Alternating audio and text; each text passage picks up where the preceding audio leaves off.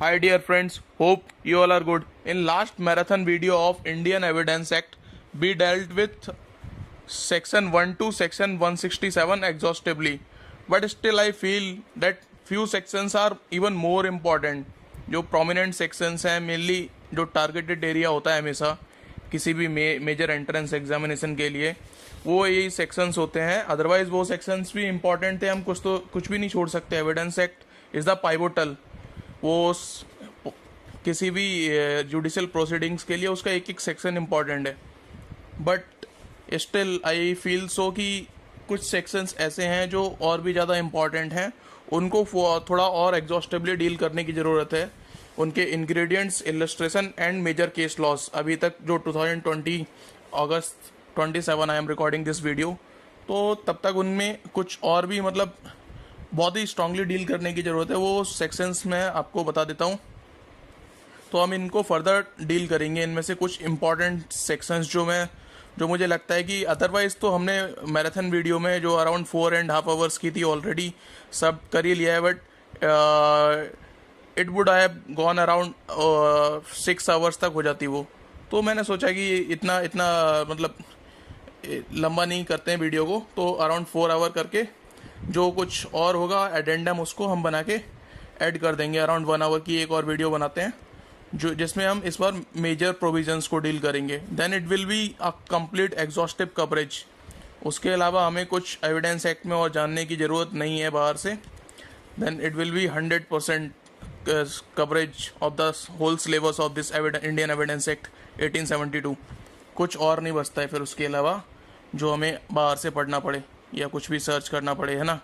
Supreme court के recent judgements, parliament के recent amendments और इनडायरेक्टली जो अमेंडमेंट्स भी दो तरीके से होते हैं. एक तो फॉर्मल अमेंडमेंट होता है, एक इनफॉर्मल होता है. फॉर्मल पार्लियामेंट करती है, इनफॉर्मल सुप्रीम कोर्ट का जजमेंट जो आर्टिकल 141 में बाइंडिंग होता है, एज यू ऑल नो. तो इस बार हम डील करेंगे जो मेजर सेक्शंस हैं, ये मैं बता देता हूँ. इनमें से कुछ बहुत ही ज़्यादा जो already I have explained all these sections, but इसमें से जो मुझे लगता है कुछ रह गए हैं और उनको और अच्छे से डील करने की ज़रूरत है.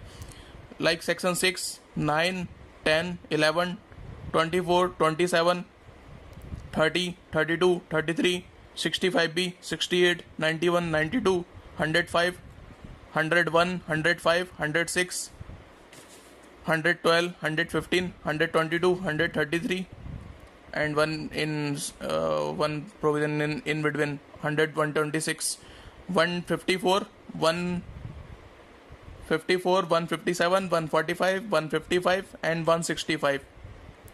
एंड अगर आपको लगता है तो 167 भी एक बार और देख सकते हैं. बट ये प्रोविजंस इंपॉर्टेंट है. अब इनमें से भी फिल्टर करके, as these all Indian Evidence Act drafted by Sir James Stephen, it is contained into 3 parts, 11 chapters and 167 sections.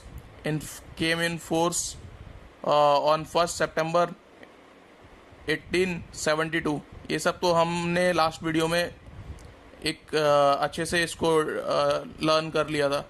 But still I feel कि जो सेक्शन नंबर है 10, जो लास्ट वीडियो में मैं फर्दर एक्सप्लेन करना चाहता था, but because of the possibility of time I was not able to explain उसको इतना एग्जॉस्टिवली.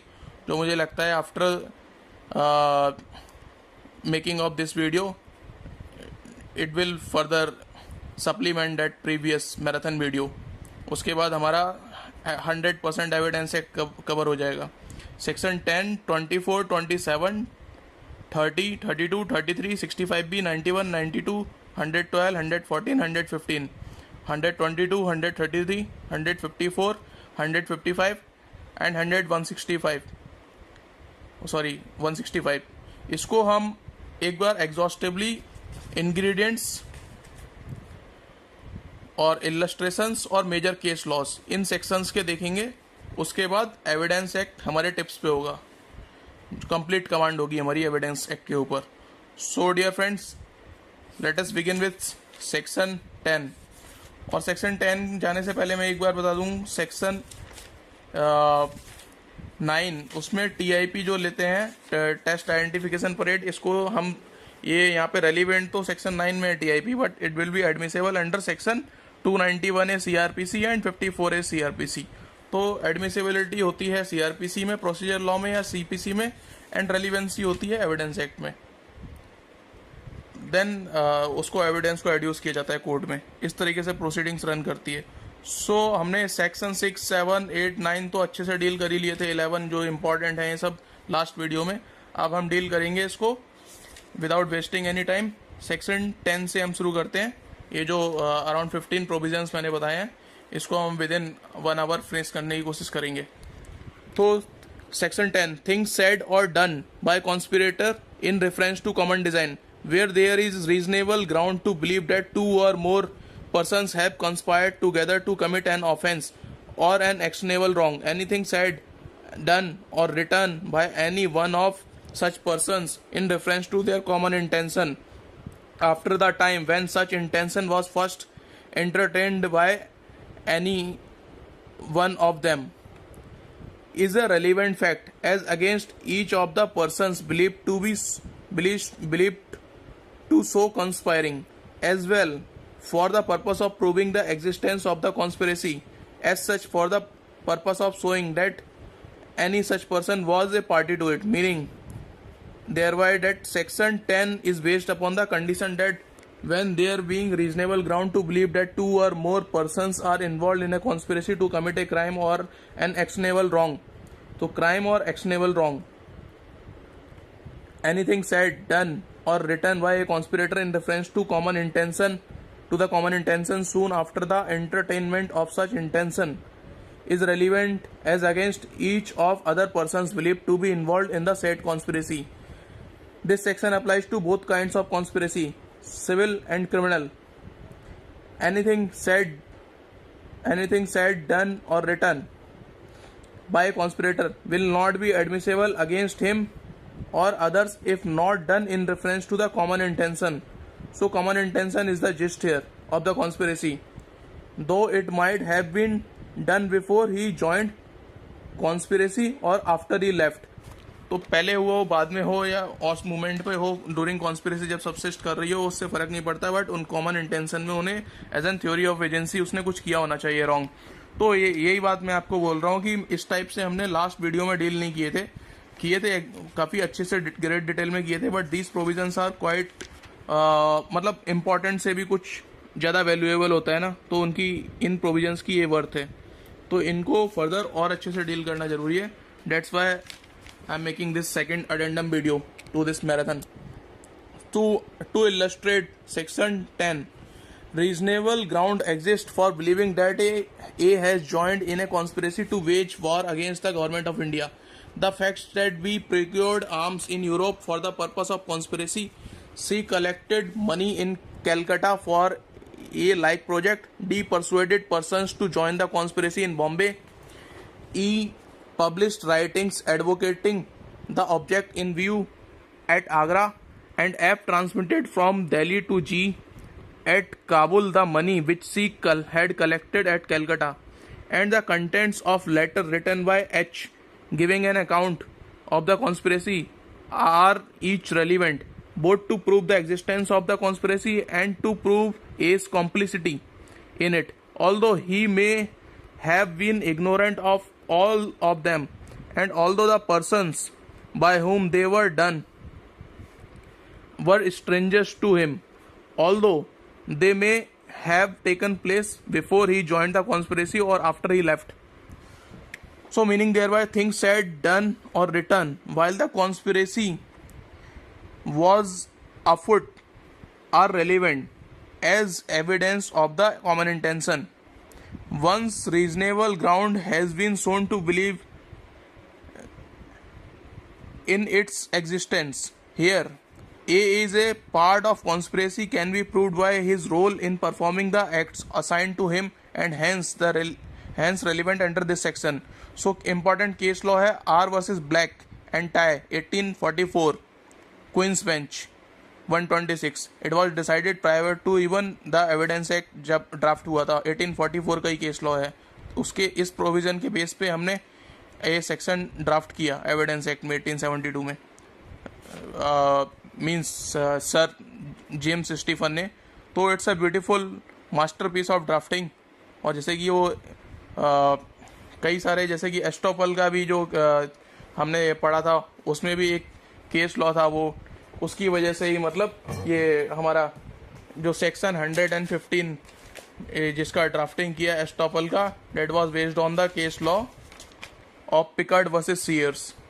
और एक और इम्पॉर्टेंट चीज़ है, जैसे कि आर वर्सेस रिचर्ड्स,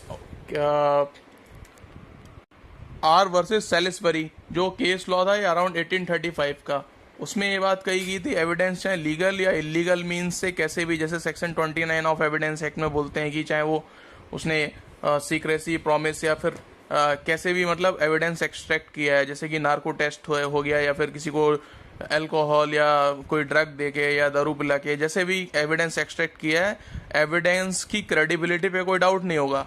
तो ये कुछ इंपॉर्टेंट केस लॉस थे जो कॉमन लॉ कोर्ट्स ने डिसाइड किए थे before the drafting of Indian Evidence Act 1872। तो वो आज तक एवरग्रीन है और उनकी वर्थ कभी कम नहीं हुई है।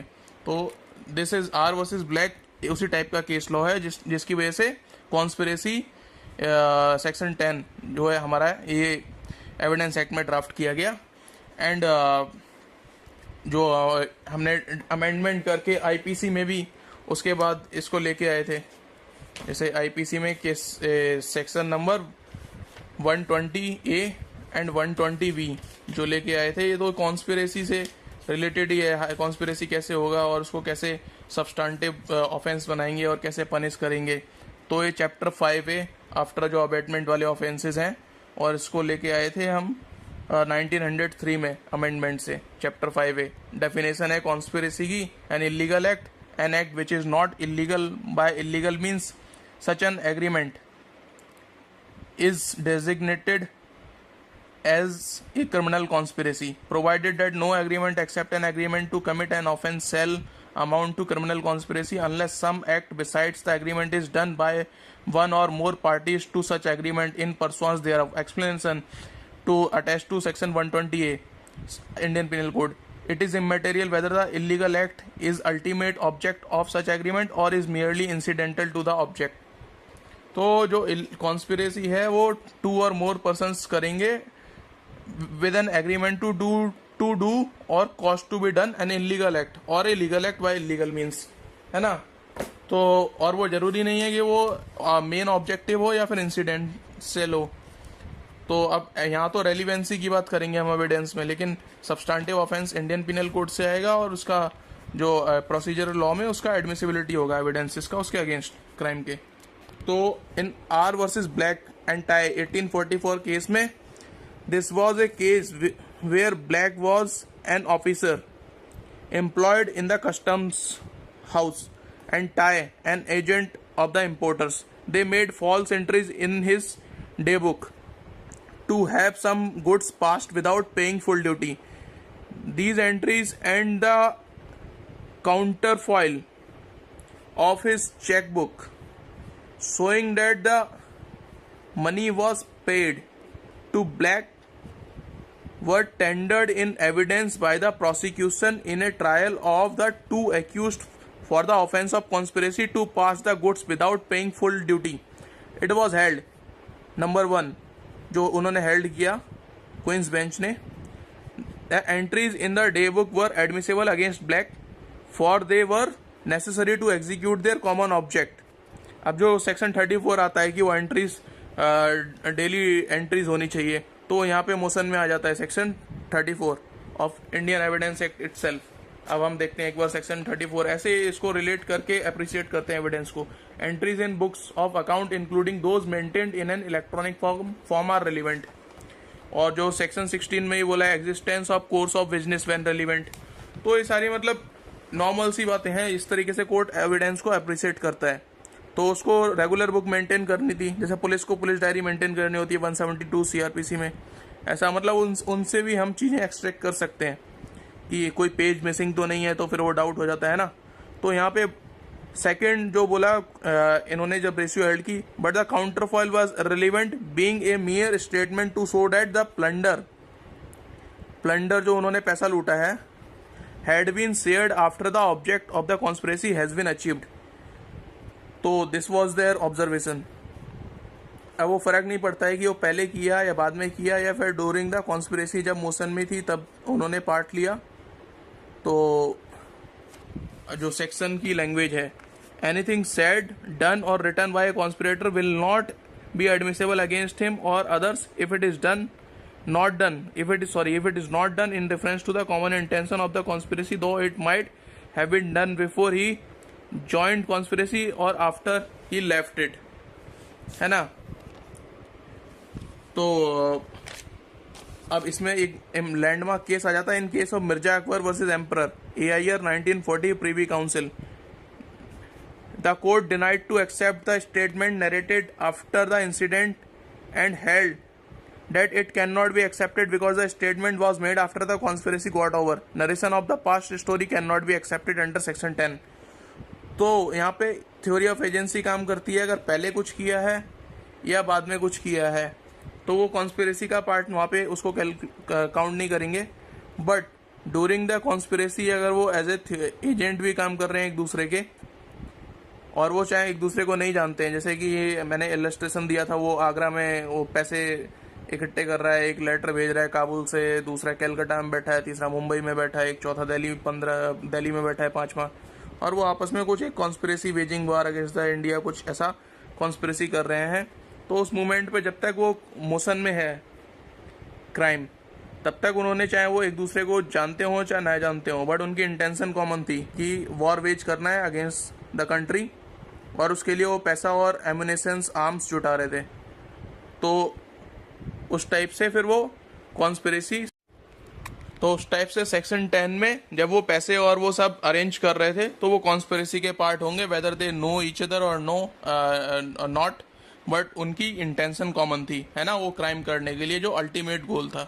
तो it will be part of conspiracy as held in Mirza Akbar versus Emperor, the landmark case on this section and R versus Blake, है ना, जो एविडेंस एक्ट के ड्राफ्ट होने से पहले था, कॉमन लॉ का case, and Mirza Akbar versus emperor बाद में आया ये आफ्टर ड्राफ्टिंग सेक्शन 10 में।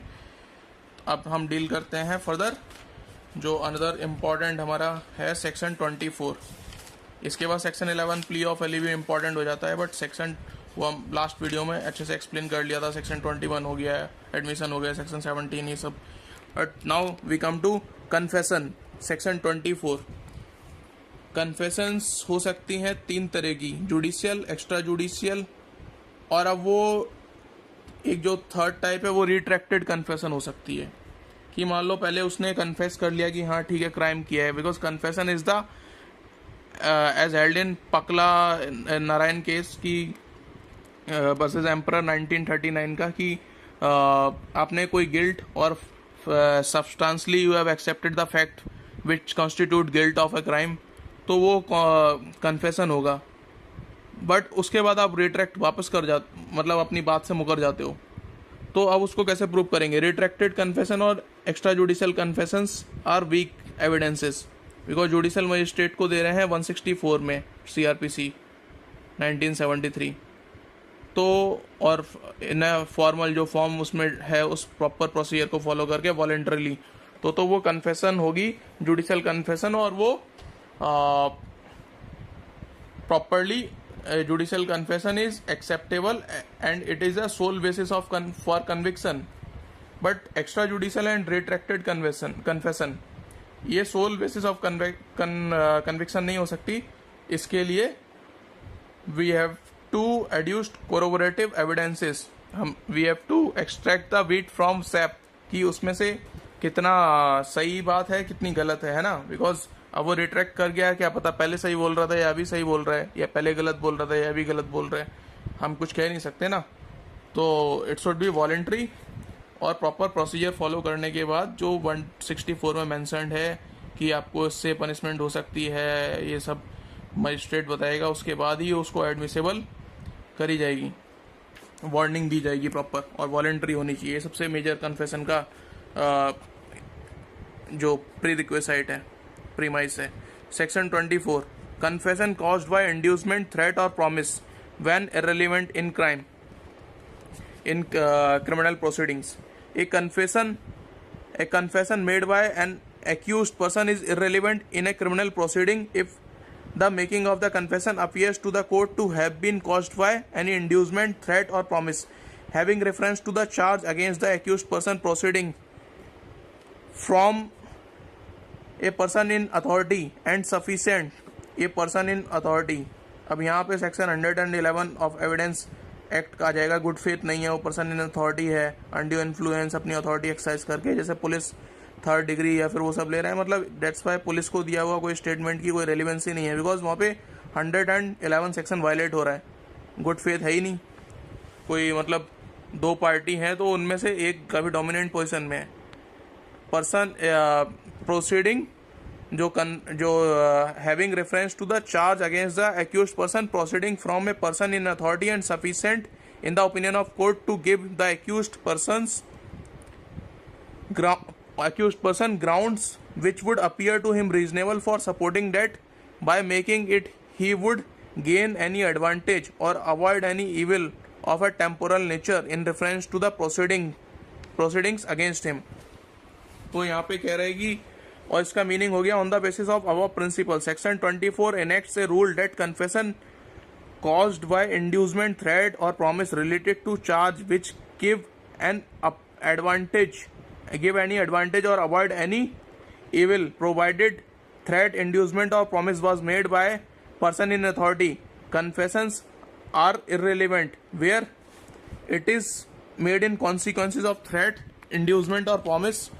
If threat, inducement or promise was given by a person in authority, if that threat, inducement or promise should have reference to charge, जिस charge के बारे में उस पर चार्ज लगाया उसी के बारे में बात हो रही है। इफ द थ्रेट, इंड्यूसमेंट और promise should be sufficient to give accused support that by making it he would gain an advantage of temporal nature और avoid an evil of temporal nature, है ना। तो इसमें इंपॉर्टेंट केस लॉस आ जाते हैं। हम landmark case देखते हैं। अब जो एडमिशंस में बता रहा था कि वो कन्फेशन, एडमिशंस क्या है, जीनस है। Confession is a species, admission होता है इनकल्पेटरी, एक्सकल्पेटरी। अब कोर्ट ये आधा आधा एक्सेप्ट नहीं करेगा कि आधा प्रोसिक्यूशन ने ले लिया अपने काम का और आधा डिफेंस ने अपने काम का ले लिया। ये हेल्ड किया था Palvinder Kaur versus state of Punjab case में। तो इसमें बोला था कि उस एडमिशंस हैं इनकल्पेटरी या एक्सकल्पेटरी, जज, प्रोसिक्यूशन और डिफेंस उसको कंप्लीट एड्यूस करेंगे एविडेंस में, या फिर कंप्लीट उसको लेके डिसाइड करेंगे केस। ये नहीं कि अपने अपने मतलब का पार्ट उठा लिया वहाँ से और उस पर कर रहे हैं वो। तो इनकल्पेटरी और exculpatory should be admissible as a whole, not for scattered use by court, defense or prosecution, either accepted as a whole or rejected as a whole। confession और admission है ना। so this was held in Palvinder Kaur versus state of Punjab case, 1952 का case है ये, ठीक है। तो अब हम देखते हैं Veera Ibrahim versus state of Maharashtra 1976 supreme court. Palvinder Kaur भी सुप्रीम कोर्ट 1952 का केस था। Veera Ibrahim versus state of Maharashtra 1976। It was held that the statement in order to amount to confession must either admit in terms of an offence और at any rate substantially all the facts which constitute the offence. ये वीरा इब्राहिम में held किया था। और इन the case of पकला नारायण स्वामी versus emperor AIR 1939 Privy Council, wherein their lordships observed no statement that contains self-exculpatory statement can amount to confession if the exculpatory statement is of some fact which, if true, would negative the offence alleged to be confessed. Moreover, a confession must admit either in terms of offence or at any rate substantially all the facts which constitute the offence. An admission of a gravely incriminating fact, even a conclusively incriminating fact, is not in itself a confession. Example: an admission that the accused is owner of and was in recent possession of the knife or revolver which caused the death with no explanation of any other man's possession, है ना, which caused the death with no explanation of any other man's possession. Therefore, the Privy Council accepted the view of the later set out of high courts, which said that only a direct admission of guilt a direct admission of guilt only would amount to confession. So this is the essence. In Nisikant Jha versus the State of Bihar 1969, the accused made two contradictory statements. This case of the Supreme Court marks the turning point. The accused was charged with murdering his friend while traveling with him in a train. He was seen washing his clothes in a river flowing near the station where the murder was detected. The news spread to a nearby village and the villager arrested the accused. Blood-stained clothes, papers and knife were recovered from him and the blood on them matched with the blood of the deceased. He admitted washing blood-stained clothes but explained the presence of blood by two contradictory statements. In one of them, he tried to explain by saying that there was a struggle between the two persons in the compartment, one of whom killed the other, and some blood spilled over him in the act of rescue. In another version, he said that a hired boy had robbed and injured him. So उसने दो statements दी है ना. तो अब हम देखते हैं कि इसमें फर्दर थर्ड जो केस आता है in R Kuppuswamy versus state AIR 2013 Supreme court. The accused murdered his 10 months old daughter. 10 month old daughter को उसने मर्डर कर दिया by throwing her into the well. अब ये काफ़ी क्राइम्स होते हैं बच्चों के अगेंस्ट. ठीक है. इनटू द वेल, देखते हैं आगे क्या होता है इसमें. Into the well, then went to the vice president of the panchayat board and told him that he has thrown his daughter into the well and has killed her. The court observed that the legal position is fairly well settled, that an extrajudicial confession is capable of sustaining a conviction if it is given in a case which will however depend upon the facts and circumstances of each case and is eventually the satisfaction of the court as to the reliability of the confession, keeping in view the circumstances in which the confession is made, the person to whom it is alleged to have been made, and the corroboration. So as I was saying, corroboration if any available as to the truth of such a confession, that will determine whether together the extrajudicial confession ought to be made a basis for holding the accused guilty or not. So it is not a sole basis of conviction. Sole basis of conviction नहीं होगी extra judicial confession और retracted confession. उसको corroboration is must for making a conviction based on that extra judicial confession है ना. और judicial confession as I told you 164 CRPC complying with, उसको comply किया है तो ही होगा by judicial magistrate, not even by executive magistrate, police किसी को नहीं. उसके कुछ एक्सेप्शंस हैं जो मैं बताऊंगा, जैसे कि सेक्शन 32 है अपना, वो एक्सेप्शन है. ईयर से का भी एक्सेप्शन है वो, है ना. अदरवाइज एडमिशन्स की रिलायबिलिटी नहीं होती. बट इवन अगर 32 में स्टेटमेंट पुलिस डॉक्टर किसी को भी दी है वो भी एक्सेप्टेबल होगी सेक्शन 32(1) में, बिकॉज अब वो पर्सन तो मिल नहीं रहा है, डेथ हो गई है उसकी या फिर, है ना. तो और बट वो कंसिस्टेंट होनी चाहिए थ्रू आउट. अगर वो सेल्फ कॉन्ट्राडिक्टरी है, अगर 10 कन्फेशन डाइंग डिक्लेरेशंस दी हैं या 5 दी हैं, 4 दी हैं, 2 3 दी हैं, वो कंसिस्टेंट होनी चाहिए, मटेरियली कंसिस्टेंट होनी चाहिए. मेनली थोड़ा बहुत तो वेरिएशन हो सकता है, जैसे कि किसी की अगर डेथ हो जाती है हॉस्पिटल ले जाते हुए, पुलिस को कुछ और का, डॉक्टर को कुछ और का, मटेरियली डिफरेंट है तो नहीं. मेजर केस हैं पकला नारायण स्वामी वर्सेस पलविंदर को, Kushal Rao versus state of Bombay and Pakala Narayana Swami are major cases of dying declaration. We will deal with it exhaustively. अभी हम सेक्शन 27 को देखते हैं पहले, ये भी इम्पॉर्टेंट है. How much information received from accused may be proved provided that when any fact is deposed as discovered in consequences of information received from a person accused of any offense in the custody of police officer, so much of such information, whether it amounts to a confession or not, as relates distinctly to the fact thereby discovered, may be proved. Meaning the principle behind section 27 is that if the confession of the accused is approved by discovery of facts, then it may be presumed to be true and to have been excluded. In this regard, Section 27 says, if the accused gives information to police in police custody, then so much of the information which relates distinctly, तो यहाँ पे word important हो जाता है, relates distinctly to the facts discovered, facts discovered, ये second, in consequences of their information may be proved, बस वही prove होगा, एक तो डिस्टिंक्टली रिलेट होना चाहिए और डिस्कवरी होनी चाहिए. Two things have to be shown for bringing the information within the ambit of section 27. What is fact discovered? What information directly relates to the fact discovered? So important cases आ जाते हैं इसमें हमारे. पुलुकुरी Kotaiah versus emperor, इसमें AIR 1947 Privi council case है. Information supplied by A person in custody was, उसने ऐसा कहा, I will produce a knife concealed in the roof of my house, does not lead to discovery of the knife having been discovered long ago, है ना.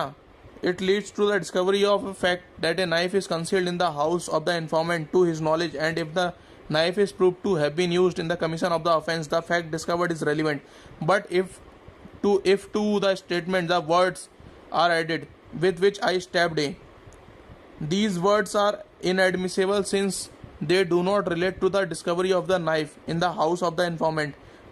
The object of the section is to admit evidence which is relevant to the matter under inquiry, namely the guilt of the accused, and not to admit evidence which is irrelevant. तो कहने का मतलब क्या है कि उसने कहा कि I will produce a knife concealed in the roof of my house, या वो कहता है कि एक डेड बॉडी वहाँ पे है, तो इससे क्या होता है कि उसे ये पता है नाइफ है उसके वहाँ पे या फिर डेड बॉडी वहाँ पड़ी है, बट इसका मतलब ये तो नहीं कि उसने मर्डर कर दिया, है ना. तो वो साबित कैसे होगा? विद विच आई स्टैब्ड, इस अगर नाइफ के या डेड बॉडी के मिलने से ये साबित नहीं होता कि उसने कह दिया कि वहाँ नाइफ पड़ा हुआ है और वहाँ डेड बॉडी पड़ी है, तो इसका मतलब उसको इसकी इन्फॉर्मेशन है, या रिवॉल्वर वहाँ पड़ी हुई है, तो उसकी इन्फॉर्मेशन है कि रिवॉल्वर वहाँ पड़ी है, नाइफ वहाँ पड़ा है और डेड बॉडी वहाँ पे पड़ी हुई है.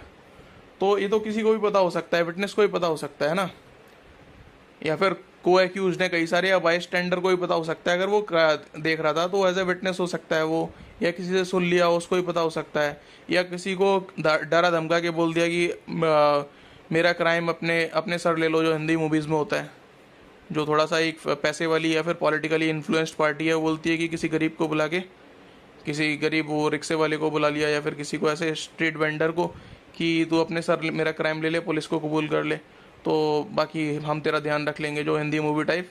तो इसलिए कोर्ट चाहता है कि रियल क्रिमिनल बच के ना जाए, तो कोर्ट सिर्फ सबूतों पे चलता है, ये रीज़न है उसका. अब क्या है कि उसके नाइफ पता होने से मतलब ये तो नहीं है कि उसने मार दिया, तो अब शायद ये बात आपको समझ आती होगी. तो this is the importance of this section 27. तो हमें अब वो प्रूव करना होगा दूसरे एविडेंसेस से, आई विटनेस या जो भी है, कि इसने मारते हुए देखा है उसको, है ना. इसको तो सिर्फ इन्फॉर्मेशन है कि डेड बॉडी, रिवॉल्वर या फिर नाइफ वगैरह वो कहाँ है. तो this is the main essence of this section. The another important case, in the case of Mohammad Inayatullah versus state of Maharashtra, AIR 1976 supreme Court 483, that I will tell the place of deposits of the 3 chemical drums which I took out from Haji Bandar on 1st August. The only portion relevant is I will tell the place of deposit of the 3 chemical drums. तो यहाँ पे बात ये हो जाती है कि उसको पता है कि हाँ ड्रम्स यहाँ रखे हैं, है ना. तो इसमें अब हम फर्दर देखते हैं, वही जो मैं आपको पहले बात बता रहा था कि इंफॉर्मेशन होना किसी चीज़ की और क्राइम में कॉम्प्लिसिटी होना, दोनों बहुत डिफरेंट बात है. तो ये आम आदमी को समझ नहीं आती. अब वो बोल रहा है, ये सब बोल रहा है, अगर सच में किसी ने किया भी है तो कन्फेशन करेगा ना भाई 164 में. अब वो ऐसा पुलिस को दी गई स्टेटमेंट पे उसका कन्विक्शन नहीं हो जाएगा, वो इररिलेवेंट है. It will be hit by 25-26 of evidence act, है ना. पुलिस को दी गई स्टेटमेंट की कोई वैल्यू नहीं है, क्योंकि वो पुलिस की स्टेटमेंट लोग कैसे देते हैं, किन हालातों में देते हैं, वो सबको पता है। तो I will tell the place of deposit of the three chemical drums because it is distinctly related to the fact discovered. Distinctly means directly, strictly, unmistakably. Suppose the accused gives a statement, I have removed the karas, I have pushed the body in the well and have placed the karas with A. Later, if the karas are recovered from A, then the part of the statement he said that he placed karas with A will be admissible because it is this part of the statement which leads to discovery of fact. The first part of the statement would be inadmissible. Court observed that for application of section 27, the statement must be split into its components, and only those components or portions which were the immediate cause of the discovery would be legal evidence and not the rest which must be rejected. तो police को दी गई statement की उतनी value है section 27 में। जो exception है section 24 to जो रन करते हैं हमारे सेक्शन 30, स्पेशली 25, 26, 28, इन सब का मतलब ये 29, इन सब के लिए एक्सेप्शन आ जाता है 24 से ऑनवर्ड्स हमारा सेक्शन 27। पुलिस को दी गई स्टेटमेंट की यहाँ पे वैल्यू हो जाती है, प्रोवाइडेड की काउंटर पार्ट डिस्कवरी होनी चाहिए, उतनी स्टेटमेंट की वैल्यू होगी बस पुलिस की दी गई जहाँ डिस्कवरी हो रही है ना। पुलिस जिसके लिए रिकवरी वर्ड यूज़ करती है वही कि कोई सबूत मिल रहा है, उतनी स्टेटमेंट मानी जाएगी। जैसे उसने बोला नाइफ या रिवॉल्वर, तो वो रिकवर हो गई, ठीक है, इसको इस बात का पता था। अब जरूरी नहीं है कि इसने मर्डर किया भी हो तो उसके लिए और सबूत देने पड़ेंगे। अभी तो हम इतना मान के चलेंगे कि हाँ इसे नॉलेज थी कि रिवॉल्वर यहाँ है। वो किसी विटनेस को भी हो सकती है, कोई छुप के देख रहा था क्राइम, उसे भी हो सकती है, बात तो पता है ना। तो और दूसरे इंपॉर्टेंट केसेस हैं Agnu Nagesia versus state of Bihar 1965 and Devman Upadhyay versus state of UP and Kathi Kalu Oghad versus state of Bombay. Kathi Kalu Oghad versus state of Bombay में इसकी कॉन्स्टिट्यूशनल वैलिडिटी हेल्ड की थी कि section 27 is not violative of the constitution of India. जो हमारे आर्टिकल्स हो जाते हैं 14, 19, 21 है ना, ये इनके वायलेशन में नहीं है, ठीक है, इसको रिपील नहीं करेंगे, इसको कॉमिट नहीं करेंगे। इन अनदर केस अंतर Singh versus state of Rajasthan 2004 supreme court case. In this case, it was held by Supreme Court that the fact of which evidence is sought to be given must be relevant to the issue. It must be borne in mind that the provision has nothing to do with question of relevancy. The relevancy of the fact discovered must be established according to the prescriptions relating to relevancy of other evidence connecting it with the crime in order to make the fact discovered admissible. The fact must have been discovered. The discovery must have been in consequences of some information received. This is important. From the accused and not by accused's own act.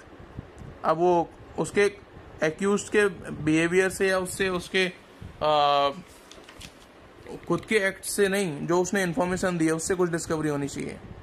The persons giving the information must be accused of any offense. मतलब जो information दे रहा है वो accused होना चाहिए पहले। ये नहीं कि विटनेस तो इन्फॉर्मेशन देगा ही देगा डेफिनेटली। कई बार वो हिंदी फिल्मों में देखी, पुलिस जो है वो विटनेस को ही उनको कुछ नहीं मिलता है तो वो विटनेस को ही पकड़ के एक्यूज बना देते हैं, है ना, जो इन्फॉर्मेशन देने आ रहा है। तो वैसा नहीं चलेगा, प्रैक्टिकली कोर्ट में वैसा नहीं होता है, वो थोड़ा फिक्सन और मूवीज़ में ही होता है। और होता भी होगा तो ऐसा मतलब उनको किसी अच्छे लॉयर से कंसल्ट करना चाहिए जो उनको सेव कर सके पुलिस के अगेंस्ट, डिसक्वालिफाइड एक्शन के अगेंस्ट जो पुलिस ऐसा इंस्टांस लेती है। He must be in custody of police officer, और पुलिस ऑफिसर की कस्टडी में होना चाहिए। कस्टडी भी हो सकती है, एक तो एक्टिव कस्टडी है या फिर वो ऐसा इनडायरेक्ट कंस्ट्रक्टिव कस्टडी हो सकती है ना, जो सेक्शन 25 में बोला एक्टिव और सेक्शन 26 में इनडायरेक्ट कस्टडी। तो इन महबूब Ali and another versus state of Rajasthan 2012 the Supreme Court held that for The application of Section 27 of Evidence Act, admissible portion of confessional statement has to be found as to a fact which was the immediate cause of the discovery. Only that would be part of legal evidence and not the rest. In a statement, if something new is discovered or recovered from the accused which was not in the knowledge of the police officer before disclosure statement, तो इसको disclosure statement कहते हैं, of the accused is recorded, is admissible in the evidence. The basic idea embedded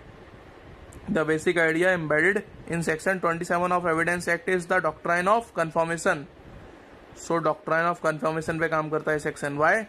Subsequent events.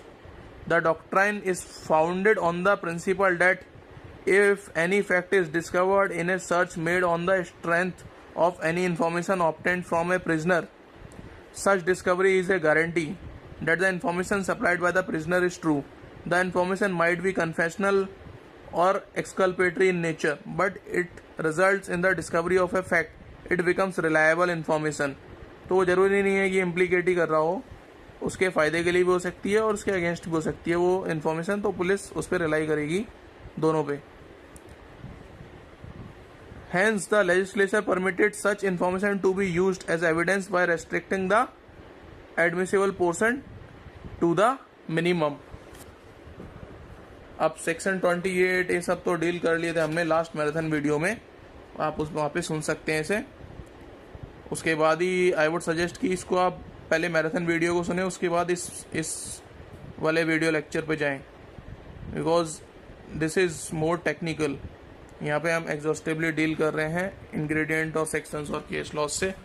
वहाँ पे हमने completely मतलब एक 0 to 100 एक ऐसे लेवल से शुरुआत की थी. यहाँ पे आपका ऑलरेडी एक प्रीवियस नॉलेज होनी चाहिए टू अंडरस्टैंड दिस, कि मैं यहाँ पे क्या बोल रहा हूँ. एक हाईली टेक्निकल लैंग्वेज में और इस टाइप के टर्म्स यूज़ करके हम यहाँ पे समझने की कोशिश कर रहे हैं.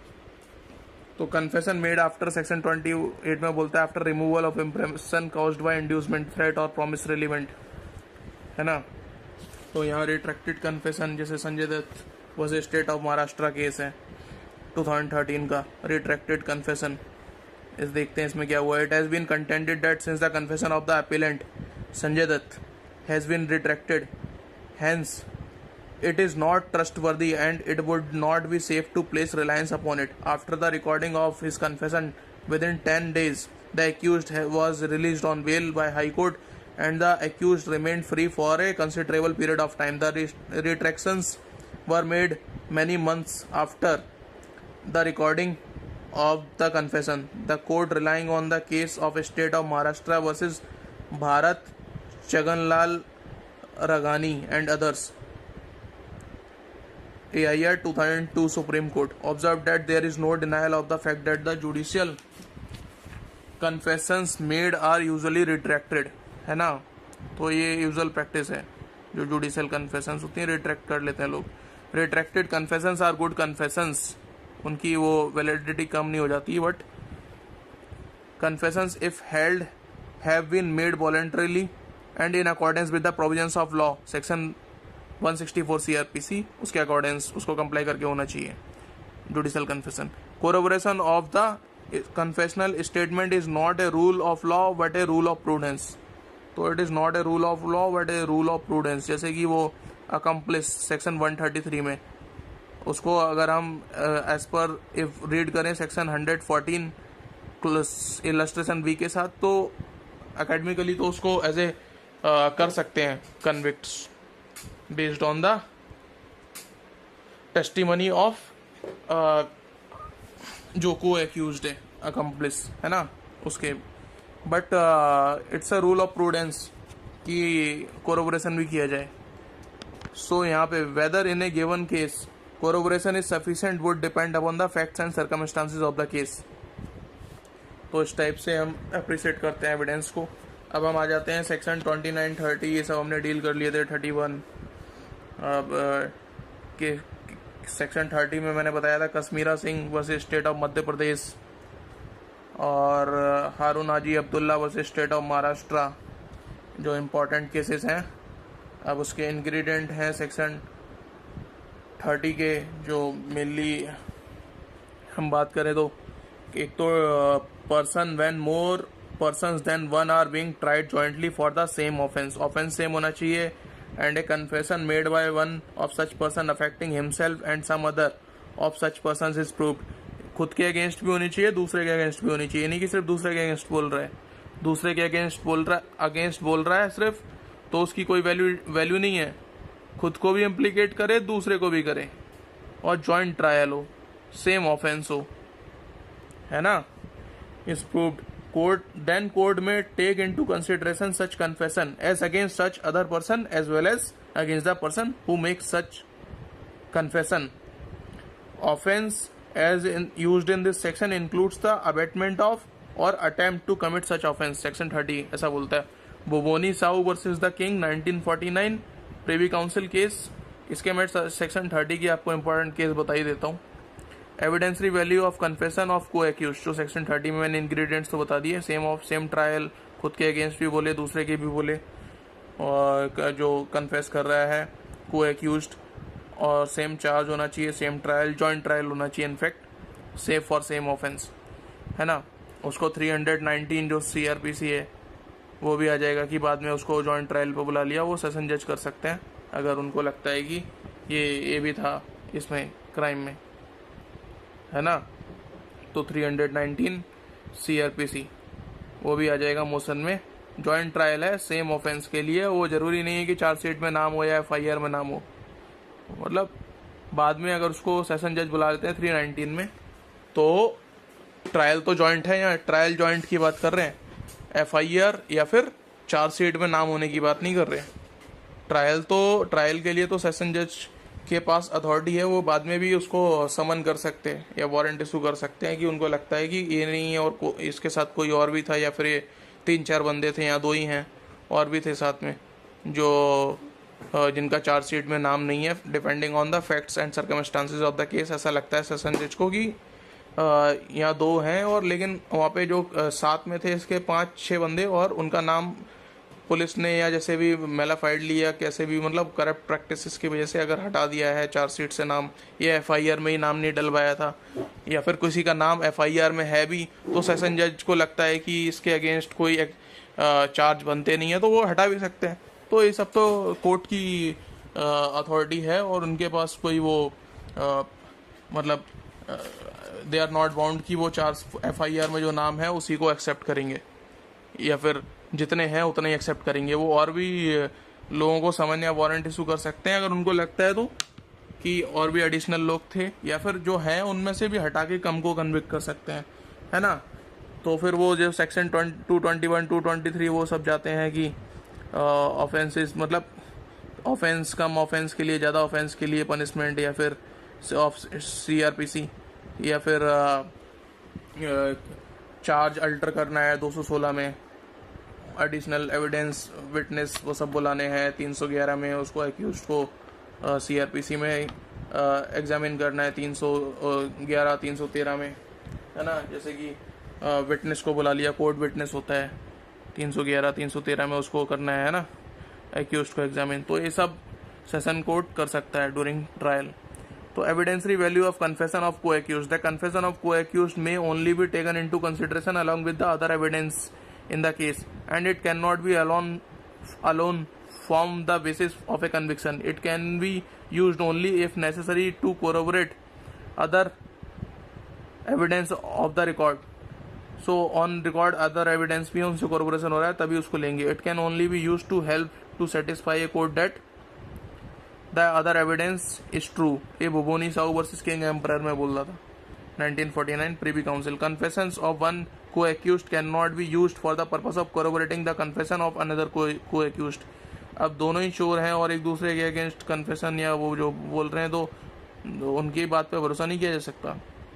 वो सेक्शन 14 एविडेंस एक्ट एक्सप्लेनेशन 2 वो भी आ जाएगा, प्रीवियस कन्विक्शन, या फिर इन्होंने इनका डिमीनर ठीक नहीं है 281 जो डिमीनर की बात करता है CRPC, ऑर्डर 18 रूल 12 जो CPC में बात करते हैं डिमीनर की, उससे भी पता चल जाता है कि ये जेस्चर से कुछ और बोल रहा है, वर्ड से कुछ और बोल रहा है ना, तो कोरोबोरेट नहीं होता है वो भी। State of Tamil Nadu versus Kutty at Lakshmi Narasimhan 2001 supreme court case, इसमें बोला था कि दो को एक्यूज्ड के कन्फेशंस एक दूसरे के लिए कोरोबोरेशन का काम नहीं कर सकते. Confession of co accused will play the role only of providing the missing link. इतना ही काम करेगा बस वो, मिसिंग लिंक पूरा करने का. Will act only as indicative evidence and in itself it will not be as a strong piece of evidence as it will be against the person who made confession. ठीक है. तो in Kashmira Singh versus state of Madhya Pradesh AIR 1952 Supreme Court 4 persons were charged with murder and at the trial one of them confessed implicating the applicant. The Supreme Court said the proper way to approach a case of this kind is first to marshal the evidence against the accused, excluding the confession altogether from consideration and to see whether if believed, अगर उसको भरोसा कर लेते हैं उसकी confession को, a conviction would safely be based on. तो पहले ये देखना पड़ेगा. In the case of Ram Swaroop Singh versus Emperor AIR 1937 Calcutta bench ने डिसाइड किया था. It was held that if the accused makes a confession and thereafter the accused dies, his confession could still be taken into consideration. But corroboration होना चाहिए है ना, को accused है भाई, सोल confession थोड़ी है वो जो जुडिशियल confession होती है. तो it's a matter of prudence. In Harun Haji Abdullah versus State of Maharashtra 1968 Supreme Court, customs officer arrested some gold smugglers and recorded confessional statements from them independently and simultaneously. अलग अलग बिठा के simultaneously है ना.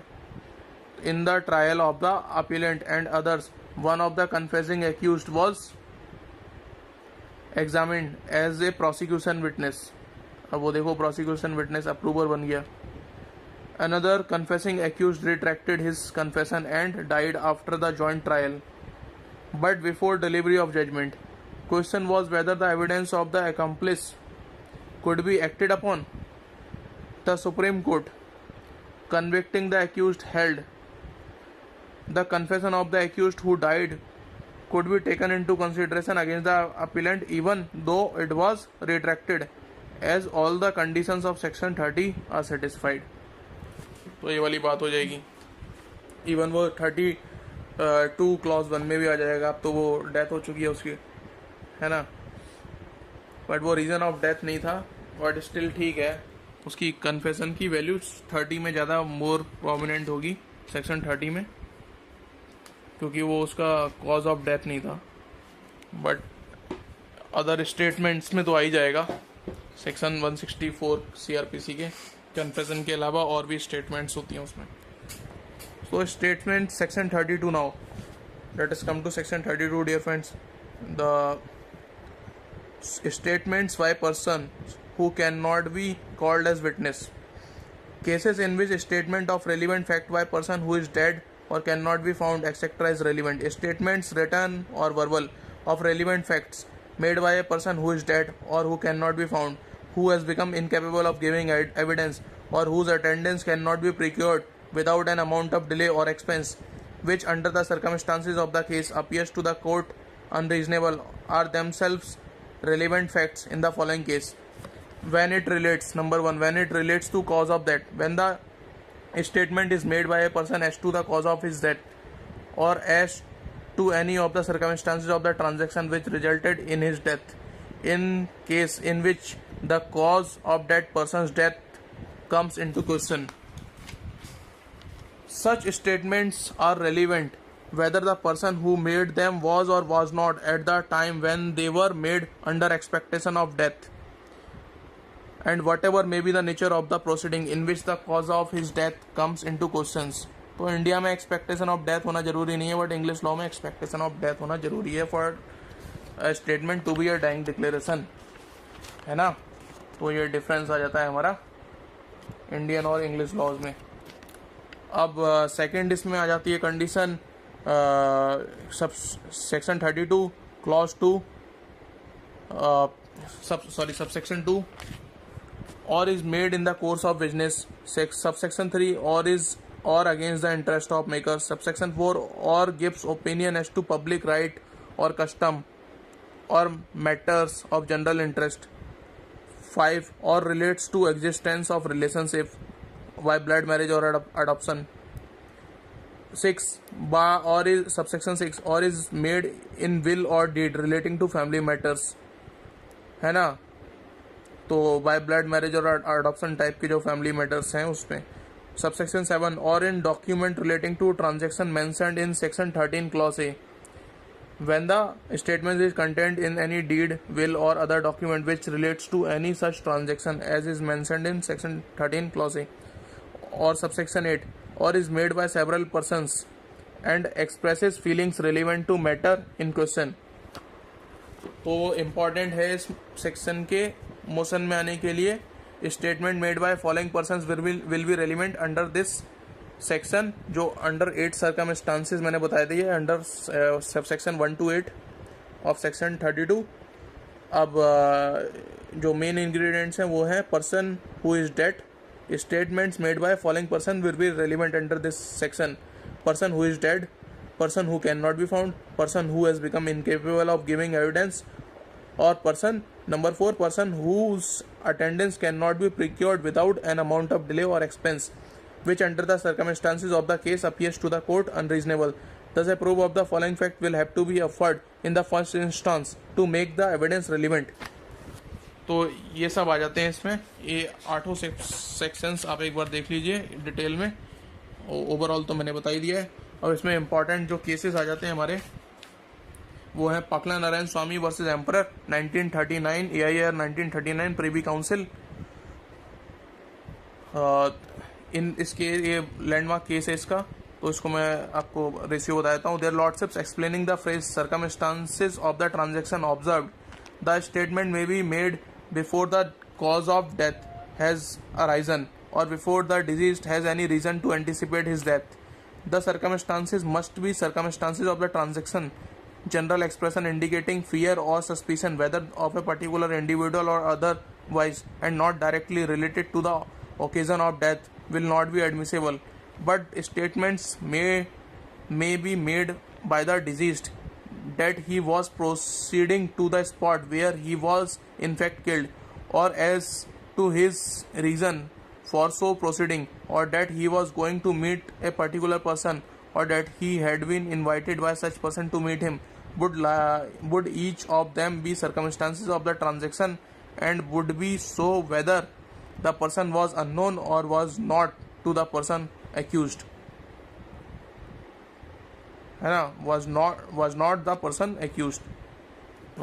इसमें होगा कि अब इसमें हो क्या रहा था कि किसी से इसने पैसे बोरो किए थे और उससे अपनी वाइफ को बोल के कि मैं उससे पैसे लेने जा रहा हूँ, और वहाँ पे चला गया था और पैसे लेने दूसरे सिटी में, और उसके बाद इसकी डेड बॉडी मिली थी, जो ट्रेन खड़ी होती है यार्ड में, वहाँ पे डेड बॉडी मिली थी एक ट्रंक में। तो हुआ क्या कि ये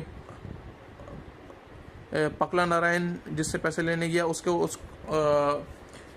इसको एज एन एक्यूज्ड एरे किया गया, और बाद में पता चला कि ठीक है, और डाइंग डिक्लेरेशन दी उसने अपने वाइफ को, इतना ही बोला उसको डाइंग डिक्लेरेशन, बिकॉज ये ट्रांजेक्शन हो गया ना कि पैसे के लिए मर्डर कर दिया, तो वो अपनी वाइफ को बोल के गया था कि पैसे लेने जा रहा हूँ diseased.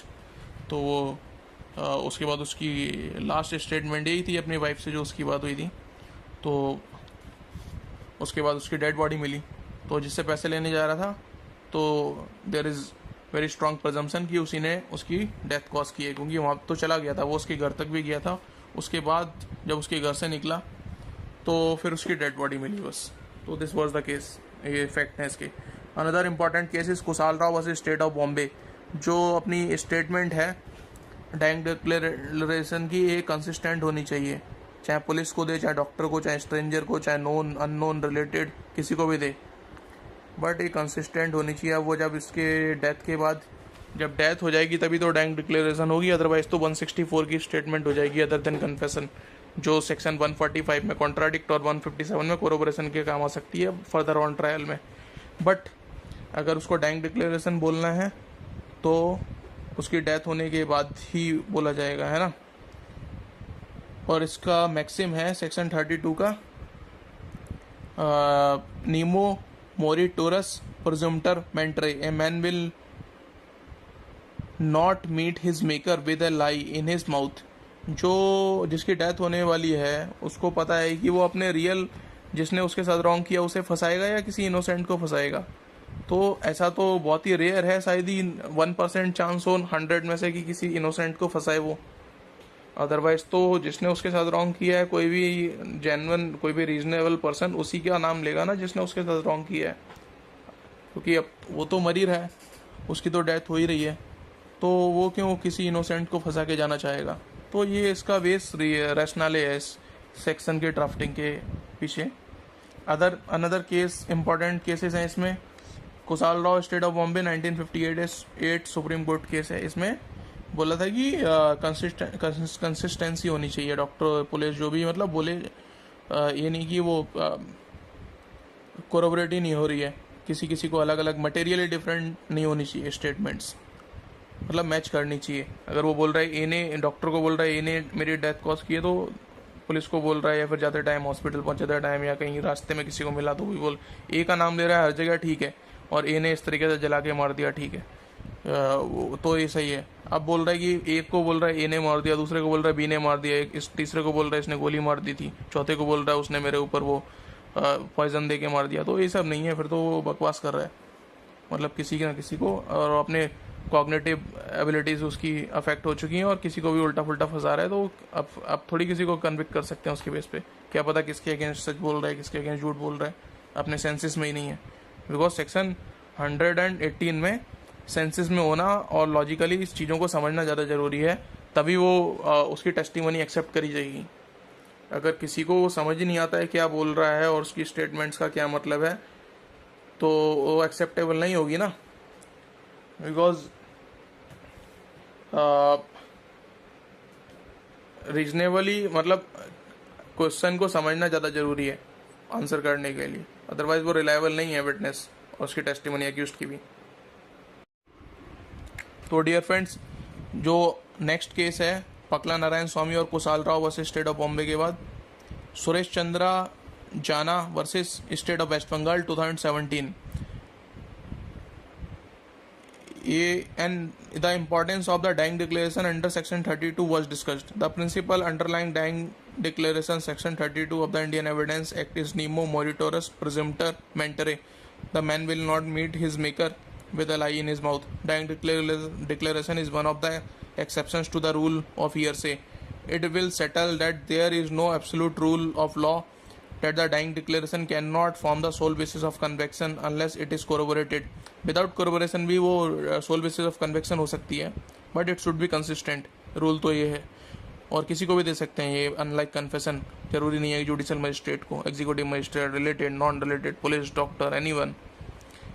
The rule requiring corroboration is merely a rule of prudence. Moreover, if the person making the dying declaration survives, then the statement would not be admissible under section 32 of the Indian Evidence Act. Rather, such statements may be admissible under section 157 of the Indian Evidence Act and 145 of Indian Evidence Act. तो इसके मैं सारे important और फी cases बता देता हूँ. In case of Ranjit Singh versus state of Punjab, AIR 1952, Himachal Pradesh. The deceased had written a letter to his brother that the relationship with his wife is not cordial and that he also apprehended danger to his life from his wife. So, these letters, which were written by the deceased 5 years prior to the incident, were sought to proved. It was held that the letters are admissible under section 32(1) as dying declaration because they allege of the circumstances that brought about his death. In Ratan Gond versus State of Bihar, another DD case, dying declaration case, AIR 1959, Supreme Court 18. The accused has charged with the murder of a girl named Baisakhi. According to the prosecution version, the mother of the deceased Baisakhi went to forest for the purpose of plucking wild berries, leaving her two daughters Baisakhi and Agni in the house. And when she returned back, she found Agni alone in the house. When she inquired, Agni informed the mother that the accused molested her sister Vaisakhi and also caused her death in the course of that transaction. Agni also made a similar statement to other person which the sarpanch and the police constable and to the police constable. वैसे तो ये confession acceptable नहीं है, सरपंच और police वगैरह को है ना, सिर्फ जुडिशियल मजिस्ट्रेट या फिर वो एक्स्ट्रा जुडिशियल है तो वीक है, बट यहाँ पे डाइंग डिक्लेरेशन में जो अदर स्टेटमेंट्स भी आ जाती हैं 164 वो, और ये डाइंग डिक्लेरेशन में तो सभी एक्सेप्टेबल है, बट बस कंसिस्टेंसी होनी चाहिए.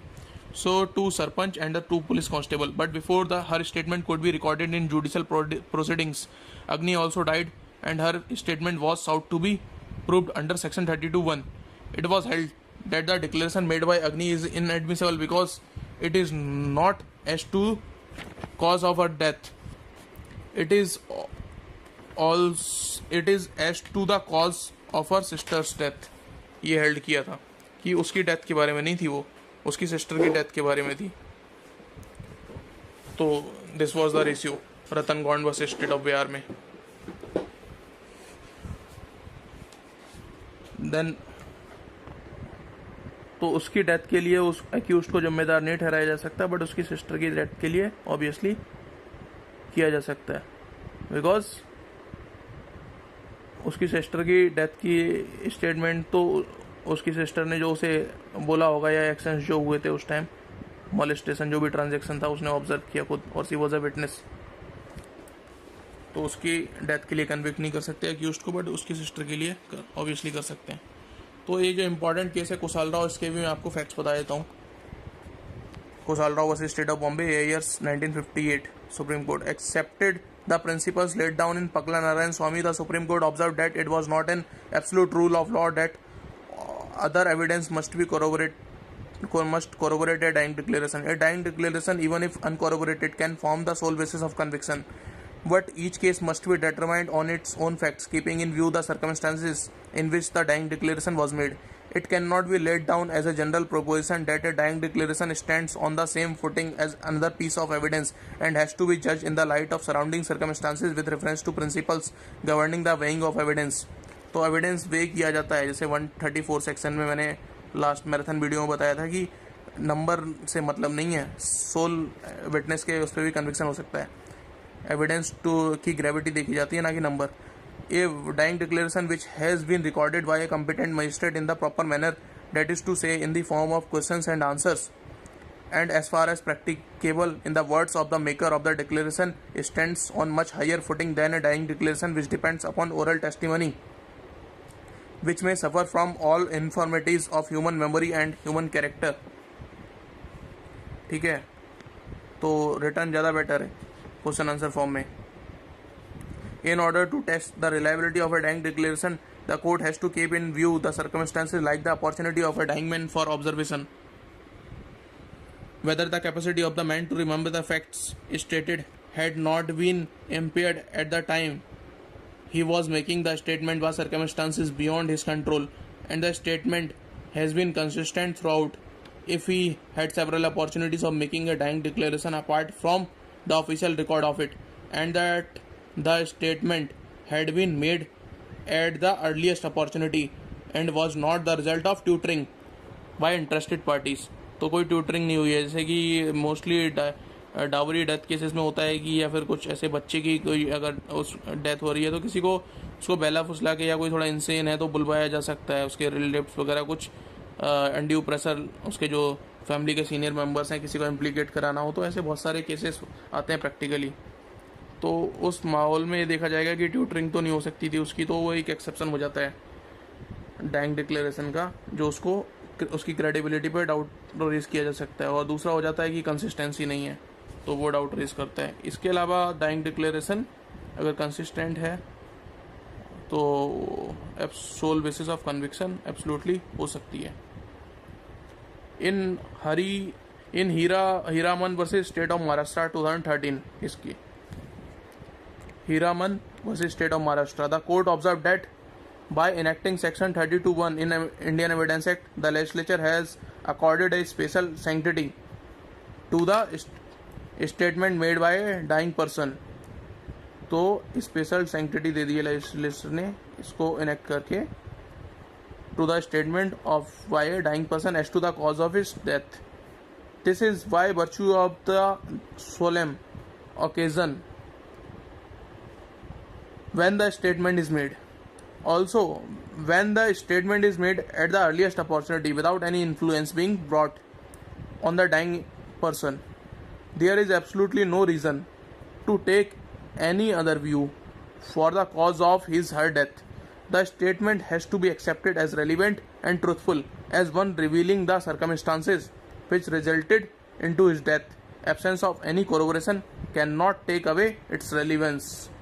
So this is the importance of dying declaration under section 32(1). In Muralidhar et Gidda versus State of Karnataka, AIR 2014 Supreme Court 2200, the court observed that sanctity is attached to a dying declaration because it comes from the mouth of the dying person.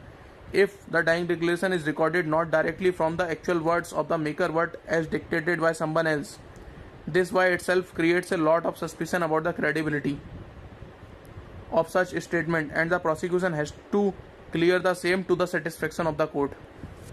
जैसे कि Ratan Gond versus state of Bihar में court ने convict नहीं किया उसे, क्योंकि वो उसके diseased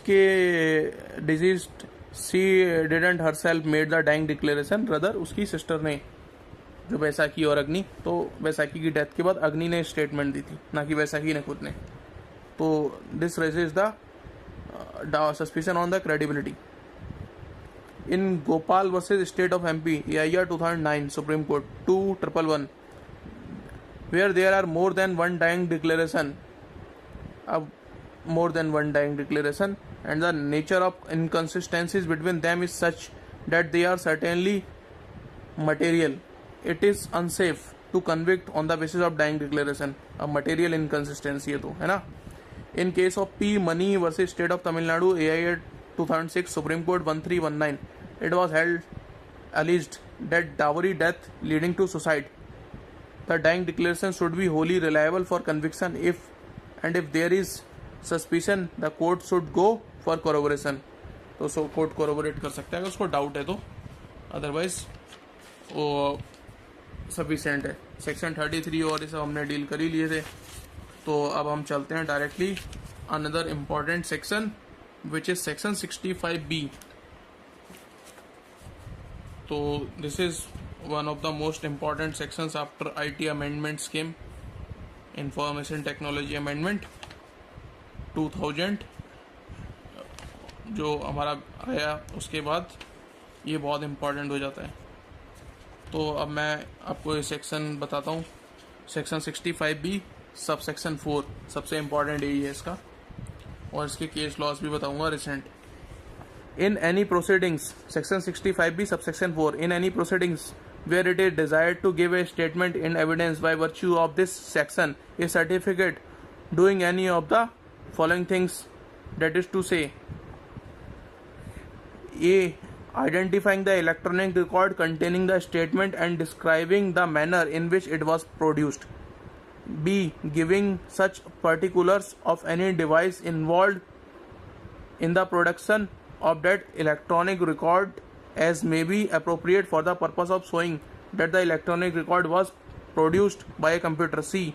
Dealing with any of the matters to which the conditions mentioned in subsection 2 relate and purporting to be signed by a person occupying a responsible official position in relation to the operation of the relevant device and the management of the relevant activities, whichever is appropriate, shall be evidence of any matter stated in the certificate, and for purpose of this subsection it shall be sufficient for a matter to be stated to the best of the knowledge and belief of the person stating it.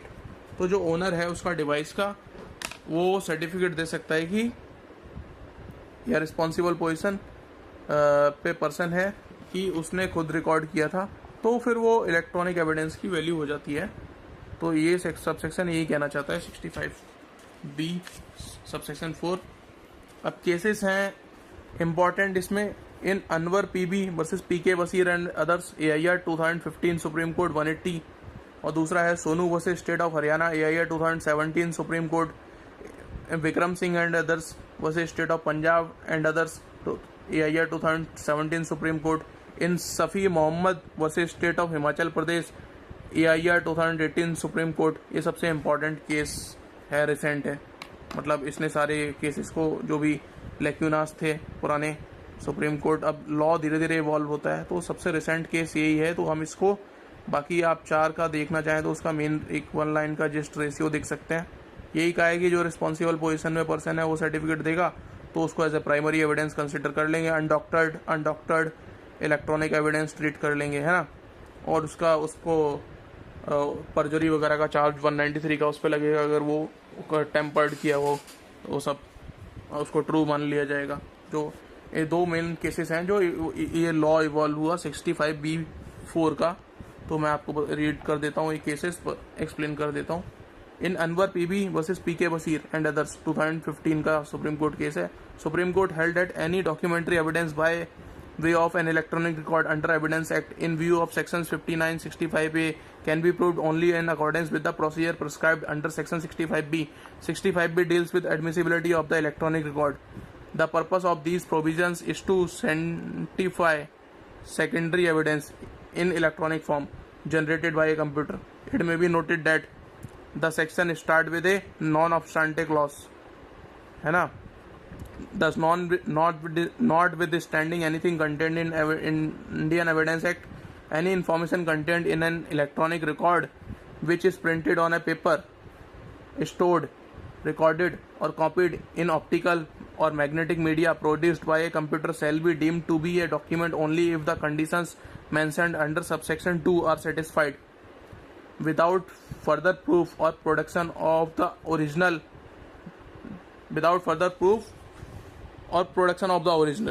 So this is important. The very admissibility of such a document, that is electronic record, which is called as computer output, depends on the satisfaction of 4 conditions under section 65B clause 2. तो 65B clause 2 है, 4 conditions हैं, वो मैं आपको explain कर देता हूँ। The conditions वो मैराथन वाले वीडियो में भी की थी, अगर आपने वो पहले देखा हो तो you would be able to understand, और आप वेरेक्ट में भी देख सकते हैं। The condition refer to subsection 1 in respect to a computer output shall be following, namely the computer output containing the information was produced by computer during the period over which the computer was regularly used to store और process information, है ना। वो regular use में था, और उसके बाद जो इन्फॉर्मेशन थी वो ठीक है रेगुलर और ऑर्डिनरी कोर्स ऑफ नेचर में उसमें फेड हो रही थी। तो दूसरी बात ये है, मतलब कोई टेम्परिंग नहीं थी, रेगुलर यूज़ था, ऑर्डिनरी कोर्स ऑफ नेचर में यूज़ हो रहा था, और कंप्यूटर वाज ऑपरेटिंग प्रॉपरली, जो इसका जिस्ट है। Third one, operating properly, and the information content in the electronic record reproduces और is derived from the such information fed into the computer in the ordinary course of said activities.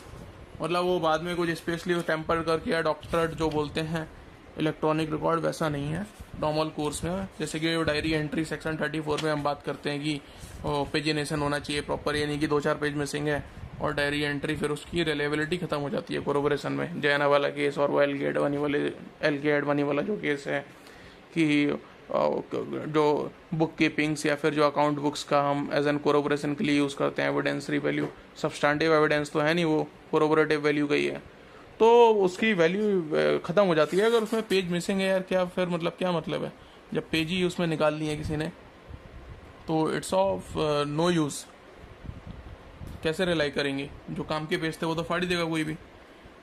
तो in Sonu versus state of Haryana, the court pointed out that the CDRs, which are a form of electronic record, are not inherently admissible in evidence. The objection is that they were marked before the trial court without a certificate, as required by section 65B clause 4.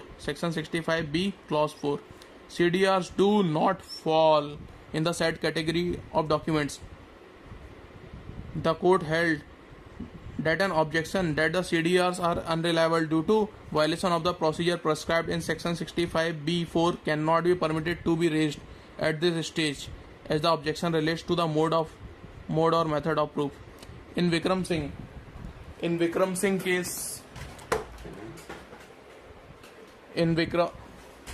Singh's case versus State of Punjab and others 2017, the admissibility of the electronic records under 65B was discussed.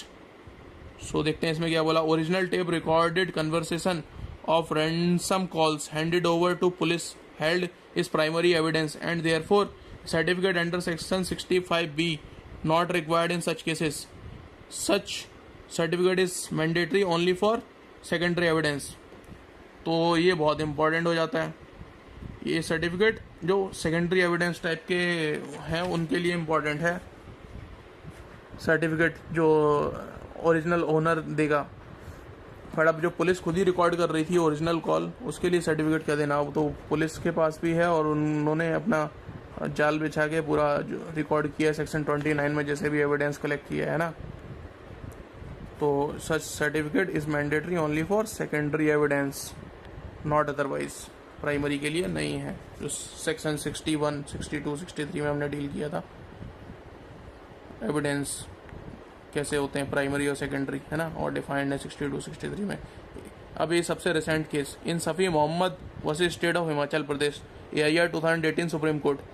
The applicability of procedural requirement under section 65B4 evidence act of furnishing certificate is to be applied only when such electronic evidence is produced by a person who is in a position to produce such certificate, being in control of the said device and not of the opposite party.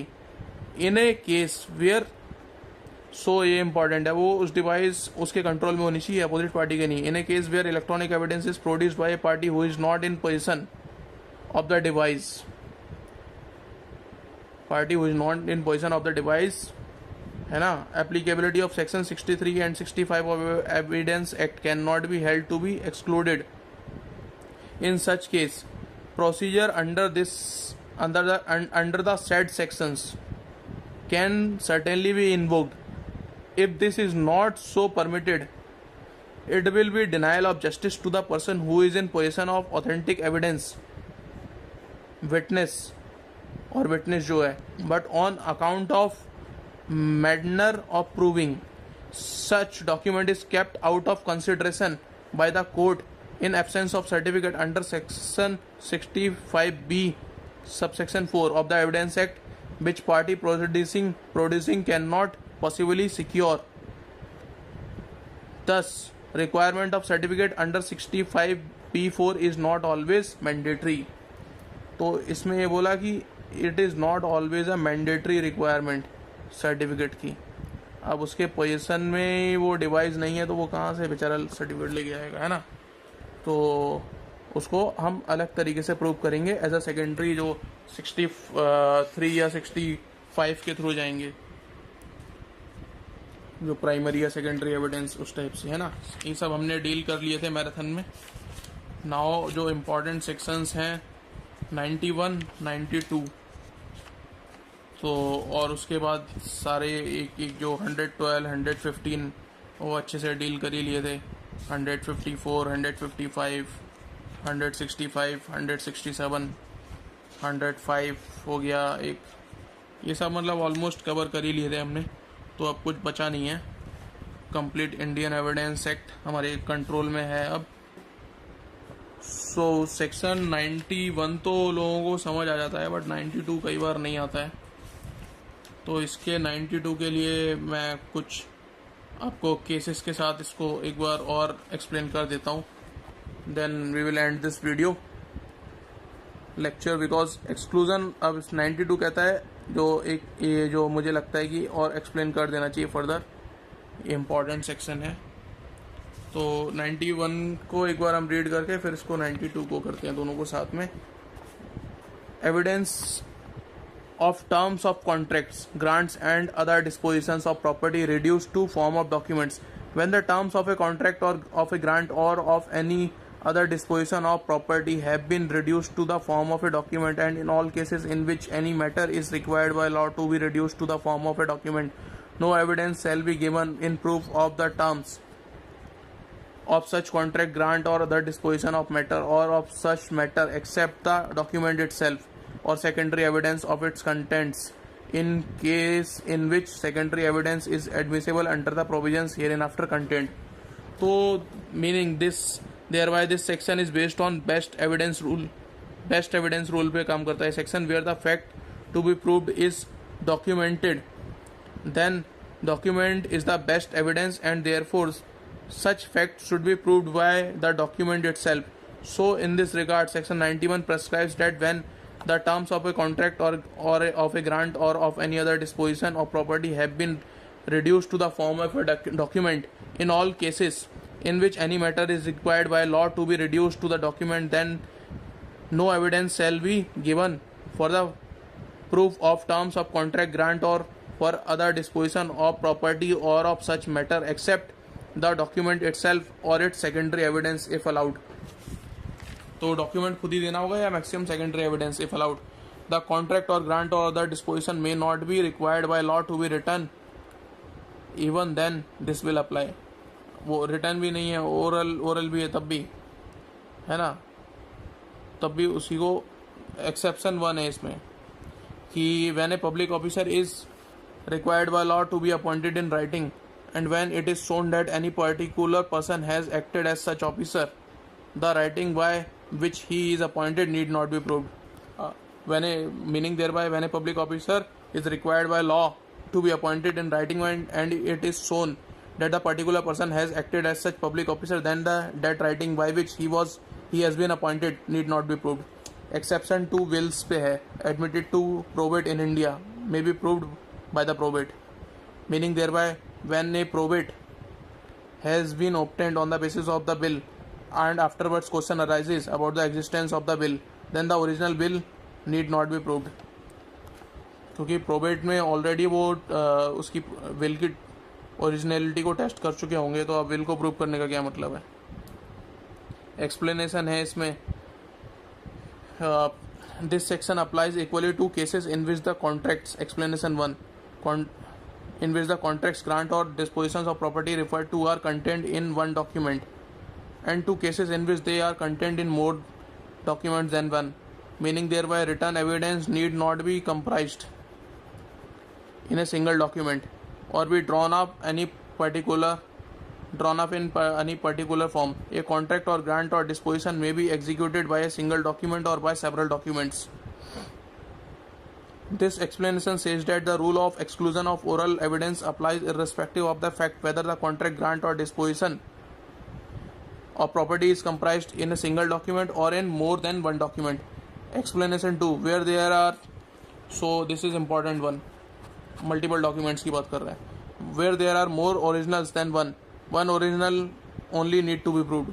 Meaning thereby, in case of more than one originals, only one need to be proved even if there are number of originals. Explanation 3, the statement in any document whatever of a fact other than the facts referred to in this section shall not preclude the admission of oral evidence as to the same fact. Meaning thereby, the statement of fact other than the facts referred to in section 91 will not exclude oral evidence. It means oral evidence on other facts it is admissible. जैसे कि इसमें 3 term use करी गई हैं, contract, grant और other डिस्पोजिशंस. अब एक question आता है फेमस केस कि आपने कोई मेडिकल शॉप से कोई दवाई खरीदी. अब वो दवाई खरीदी आपने, बिल लिया, ठीक है, तो उस बिल का आप क्या ओरल टेस्टिमनी दे सकते हैं? सेक्शन 91 की को माना जाए तो नहीं दे सकते, बट ऑब्वियसली दे सकते हैं, बिकॉज वो ना तो कॉन्ट्रैक्ट है, ना ग्रांट है, ना other disposition of property reduce to the form of document, है ना. तो बिल वो डिफरेंट है, वो रेवेन्यू मैटर, टैक्सेशन मैटर के लिए है, वो कोई टाइटल क्रिएट नहीं कर रहा है. तो उसको आप ओरल टेस्टिमनी से प्रूव कर सकते हैं कि अरे भैया बिल लिया था, है ना. या फिर आपका मतलब आप भूल गए वहाँ पे मेडिकल शॉप पे आपने कुछ खरीदा या कहीं से किसी शॉप से कुछ खरीदा या मॉल से, और आपने बिल ले लिया और आप वो सामान ले जाना भूल गए. बाद में आते हैं तो शॉपकीपर बोलता है कि आप तो ले गए थे, वो झूठा बोल रहे हैं, आपको दोबारा वो आपका जो आपने जिसके लिए पैसे पे किए हैं आप कुछ भूल गए थे वहाँ पे, तो वो आपको सामान ही नहीं दे रहा है. तो ऐसे कई सारे प्रैक्टिकल केस हो जाते हैं, तो उसमें ये सब नहीं लगेगा, क्योंकि वो वहाँ पे कोई टाइटल क्रिएट वैसा नहीं कर रहा है, वो रेवेन्यू पर्पज़ के लिए यूज़ होगा सिर्फ, और वो सेल ऑफ गुड में आएगा वो मामला. तो वो सेक्शन 91, 92 इसमें उसको प्रूव करने की ज़रूरत नहीं है ना. तो 10, अब इसमें एक केस लॉ है इंपॉर्टेंट 91 पे. The Supreme Court in the case of Taburi Sahay versus Junjunwala, year 1967, held that a deed of adoption of a child is not a contract within the meaning of section 91, and therefore the fact of adoption can be proved by any evidence apart from the deed. The rule of exclusion of oral evidence applies only to the terms of contract, grant or disposition of property. If any other fact apart from this its terms happens to be mentioned in the contract, the same can be proved by any other evidence than by producing the document itself. तो जैसे मैंने कहा था वो revenue purpose के लिए, taxation purpose के लिए बिल लेते हैं तो वो एक सबूत हो गया, या तो वो गुड फेथ में था, ठीक है, अच्छा इंसान है तो दे देगा आपको, अदरवाइज आप उसको उसके जो डायरी में जिसने वो अकाउंट बुक में बिल काटता है वहाँ पे भी देख सकते हैं, कुछ तो एंट्री होगी, आपका बिल गुम हो गया है तो कोई बात नहीं, लेकिन उसके पास तो वो कार्बन कॉपी तो होगी, है ना। तो वो सब इस टाइप की बातें हैं जो इन पे सेक्शन अप्लाई नहीं होगा, जैसे एडॉप्शन डीड पे भी नहीं होगा। So section 92, exclusion of evidence of oral agreement. When the terms of any such contract, grant or other disposition of property or any other matter required by law to be reduced to the form of a document have been proved according to the last section, no evidence of any oral agreement or statement shall be admitted as between the party to any such instrument or their representatives in interest for the purpose of contradicting, varying, adding to or subtracting from its terms, meaning thereby if the terms of any contract, grant or disposition of property or any matter required by law to be in writing has been proved according to section 91, then no oral evidence shall be admitted between the parties or their representatives for contradicting, varying, adding or subtracting from its terms. In other words, once a thing has been proved by a document, then such proof will be conclusive and oral evidence for alteration will not be allowed. So proviso इसका one है कि अगर ये any fact which will invalidate a document may be proved by oral evidence, अगर वो उसको किसी तरीके से इनवैलिडेट कर दे कि फ्रॉड था, इंटिमिडेशन या लीगल इलीगैलिटी या violation of section 111 of the evidence act, good faith नहीं था, वांट ऑफ ड्यू एग्जीक्यूशन था, want of capacity in any contracting party, want और फेलर ऑफ कंसिडरेशन और मिस्टेक ऑफ फैक्ट और law था, तो उसको चैलेंज किया जा सकता है। ये 6 एक्सेप्शंस हैं, इनमें से फर्स्ट एक्सेप्शन तो हमारा ये हो गया कि कुछ इनवैलिड मतलब एक्सरसाइज के द्वारा वो डॉक्यूमेंट बनाया गया था। दूसरा हो गया when the agreement is silent on some point, then in that case if oral agreement is not inconsistent with the terms of written agreement, then may be proved that oral agreement can be proved for proper understanding of this proviso. तो illustration हम H देख लेते हैं इसका, क्योंकि होता क्या है कि A hires a lodgings of B and gives B a card on which it is written rooms for rupees 200 for a month. A may prove a verbal agreement that these terms were to include partial board, है ना। A hires lodgings of B for a year and regularly stamped agreement drawn up by an attorney is made between them. It is silent. अब जो proviso 2 है उसको ये supplement कर रहा है illustration H. It is silent on the subject of board. A may not prove that the board was included in the term verbally. So A hires lodging of B, इसका मतलब है and gives B a card on which it is return rooms rupees 200 a month. A may prove verbally agreement regarding the terms as it is not formal agreement, but where A hires lodgings of B for a year and regularly stamped agreement was adduced, drawn up by an attorney is made between them, is silent on the subject of board. A may not prove that the board was included in the term verbally because it is highly formal document drawn on stamp paper and that too by a lawyer. तो दूसरा exception ये हो गया कि अगर वो document grant disposition या फिर जो फॉर एंटरिंग कॉन्ट्रैक्ट ग्रांट और डिस्पोजिशन जो डॉक्यूमेंट बना था, पहला प्रोवाइजो हो गया कि वो कुछ इनवैलिडेट कर सकता है किसी फ्रॉड या ये सब मैंने जो बताया था, illegality, want of execution, failure, और दूसरा अगर वो साइलेंट था तो उसको सप्लीमेंट करने के लिए ओरल दे सकते हैं। तीसरा प्रोवाइजो है कि any separate oral agreement consisting condition precedent for any obligation can be proved to show that the written agreement need not be enforced until happening of certain events. अगर वो कोई एक सर्टेन इवेंट या contingency नहीं होती है तो वो रिटर्न जो ओरल कॉन्ट्रैक्ट ग्रांट और डिस्पोजिशन के लिए जो रिटर्न एग्रीमेंट एंटर किया था वो फोर्स में नहीं आएगा. तो तीसरा वो एड्यूस किया जा सकता है कोई ओरल एविडेंस भी ये प्रोवाइजियो हो जाएगा, है ना. एनी सेपरेट ओरल उसके एग्रीमेंट हो उसके लिए बताया जा सकता है कि इसके ब्याप पे हमने एंटर किया था, जब यही कंप्लाई नहीं कर रहा है तो कंटिजेंसी अराइज हुई नहीं है उसके इन्फोर्स होने की. फोर्थ प्रोवाइजियो है, one can bring evidence of subsequent oral agreement to rescind और मॉडिफाई एनी कॉन्ट्रैक्ट ग्रांट और डिस्पोजिशन इज प्रूवेबल.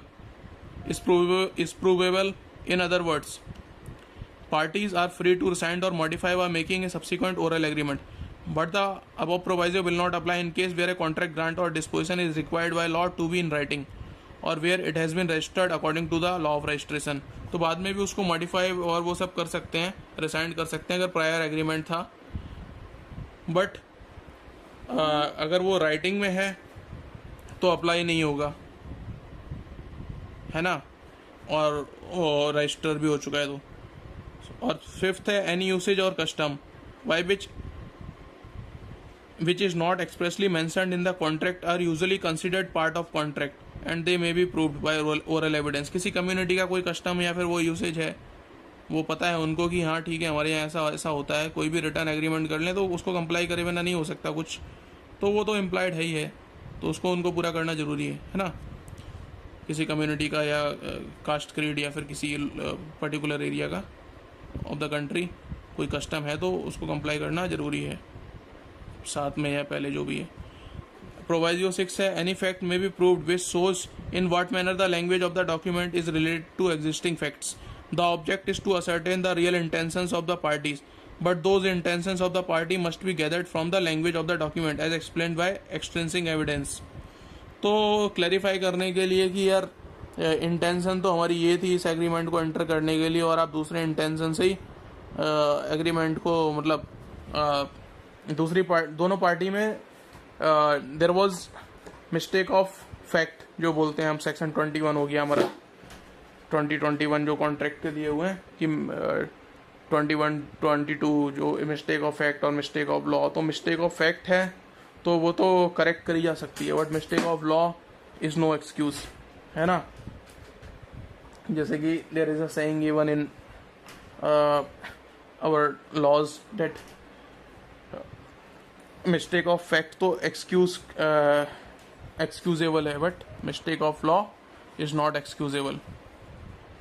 तो वही वाली बात है. अब यहाँ पे अगर वो मिस्टेक ऑफ फैक्ट थी और उनको पता नहीं थी, एक पार्टी की इंटेंशन कुछ और थी कॉन्ट्रैक्ट एंटर करने के लिए, दूसरे की कुछ और थी, तो उसको वो बाद में जस्टिफाई कर सकते हैं ओरल एविडेंस या जैसे भी.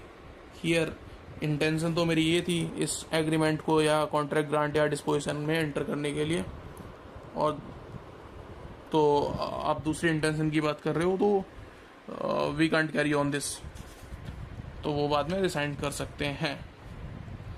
अब इसमें जो केस लॉज हैं, KM Rajendran versus Arun Prakasam and others, AIR 1998 Madras High Court. It was held by Madras High Court that even though Proviso 1 of Section 92 is applicable and is open to the party to agreement to lead evidence to vary, he or she is precluded from varying the consideration amount either less or more than what is specified in the agreement.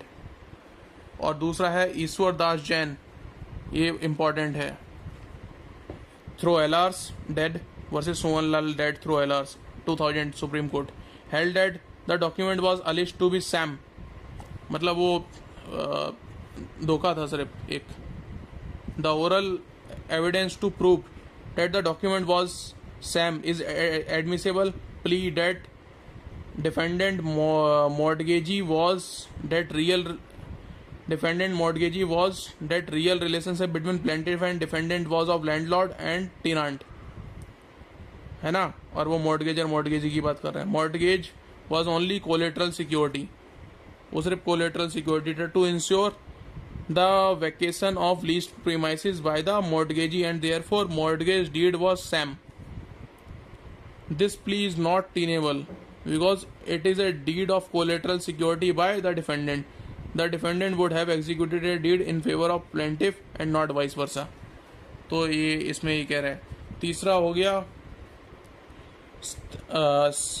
Saktivel dead by L.R.'s S. Saktivel versus M. Binu Gopal Pillai 2000. The Supreme Court held the proviso 4 of section 92 provides that where a contract or disposition not required by law to be in writing had been arrived at orally, then subsequent oral agreement modifying or rescinding the said contract or disposition can be subsequent oral evidence and such evidence is admissible. The second part of proviso 4 of section 92 does not permit leading part oral evidence for providing a subsequent oral agreement modifying or rescinding the registered document.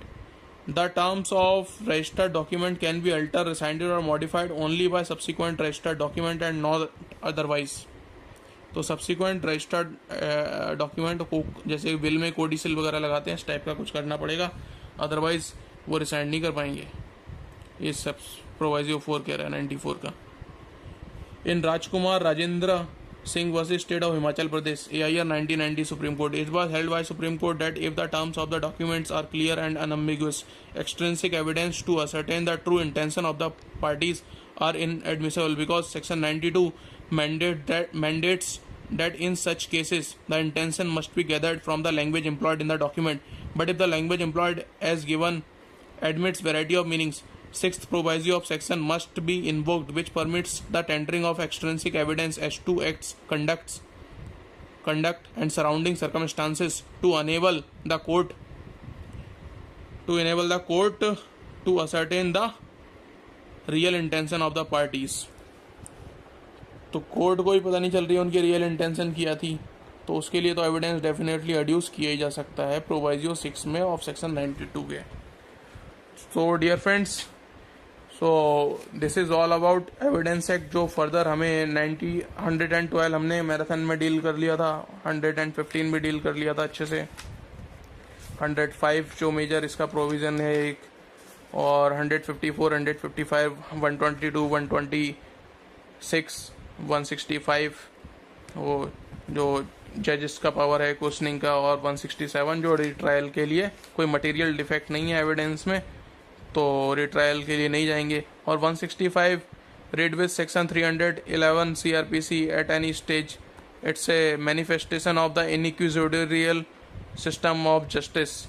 Section 386, 386, 391 CRPC भी read करेंगे कि वो additional कुछ powers हैं उसकी court की, जैसे order 41 rule 27 में एडिशनल एविडेंस एड्यूस करने की पावर है CPC में, कोर्ट एडिशनल एविडेंस ले सकता है बाद में, है ना. तो इस टाइप की वो इनहेरेंट पावर्स हो गई 151 में CPC में, 482 में CRPC में इनहेरेंट पावर हो गई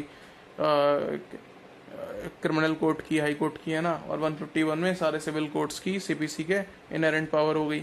तो इस टाइप की for meeting the proper ends of justice court can take additional evidence और जो इंजंक्शन वगैरह इस टाइप के एडिशनल मेजर्स ले सकते हैं.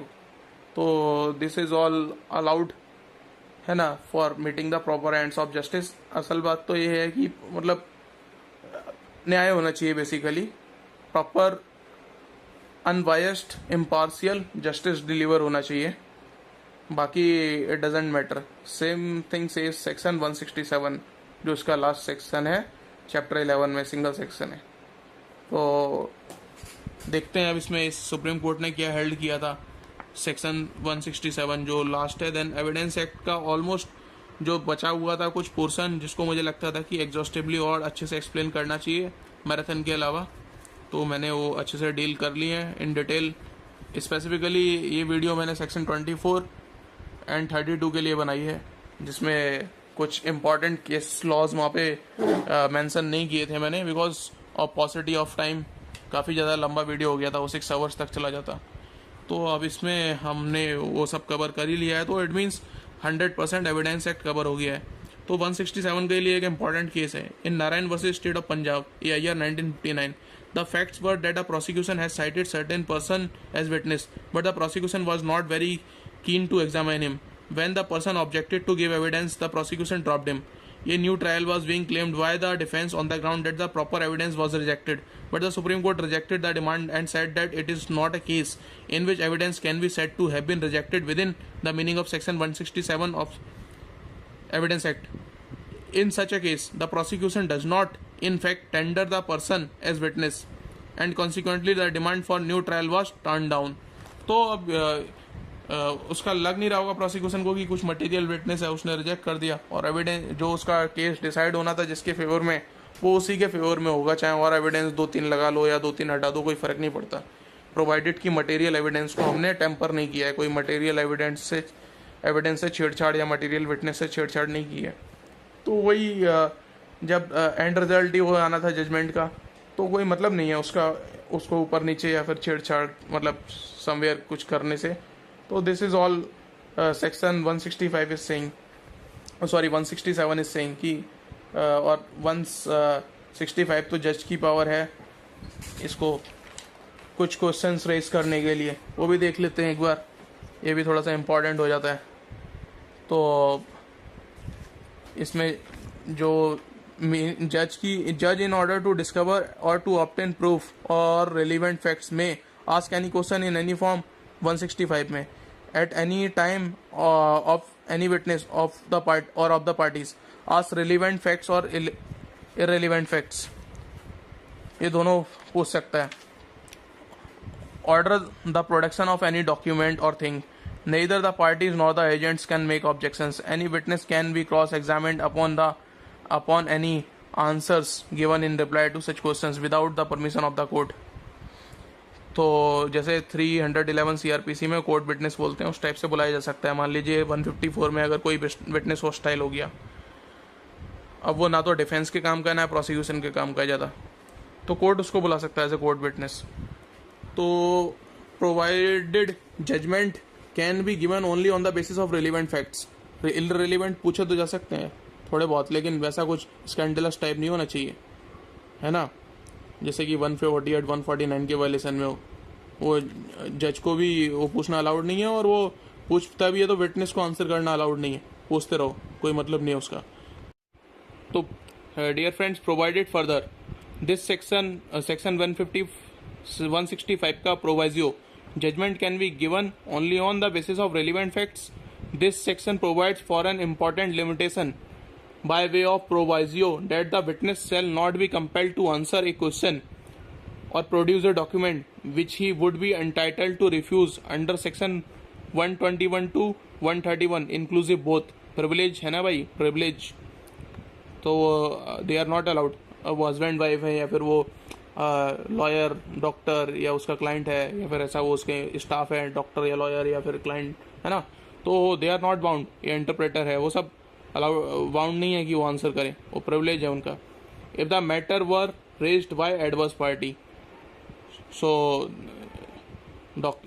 they would be entitled to refuse under section 121 to 131 inclusive both if the matter were raised by adverse party.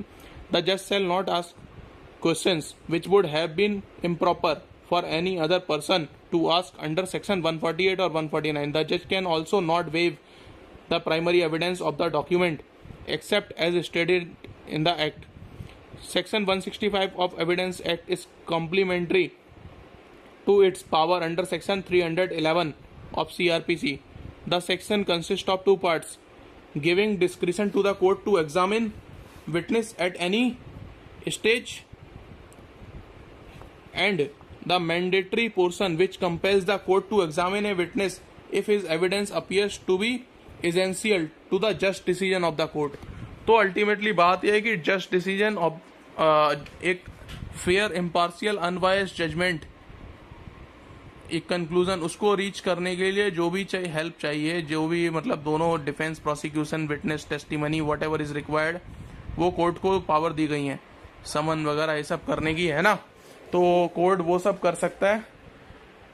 और court की थोड़ी सी और कुछ पावर्स हैं, जैसे कि मैं आपको बता दूं, इसमें इसके अलावा कोर्ट नहीं जा सकता है। जो मेनली कोर्ट की पावर्स आती हैं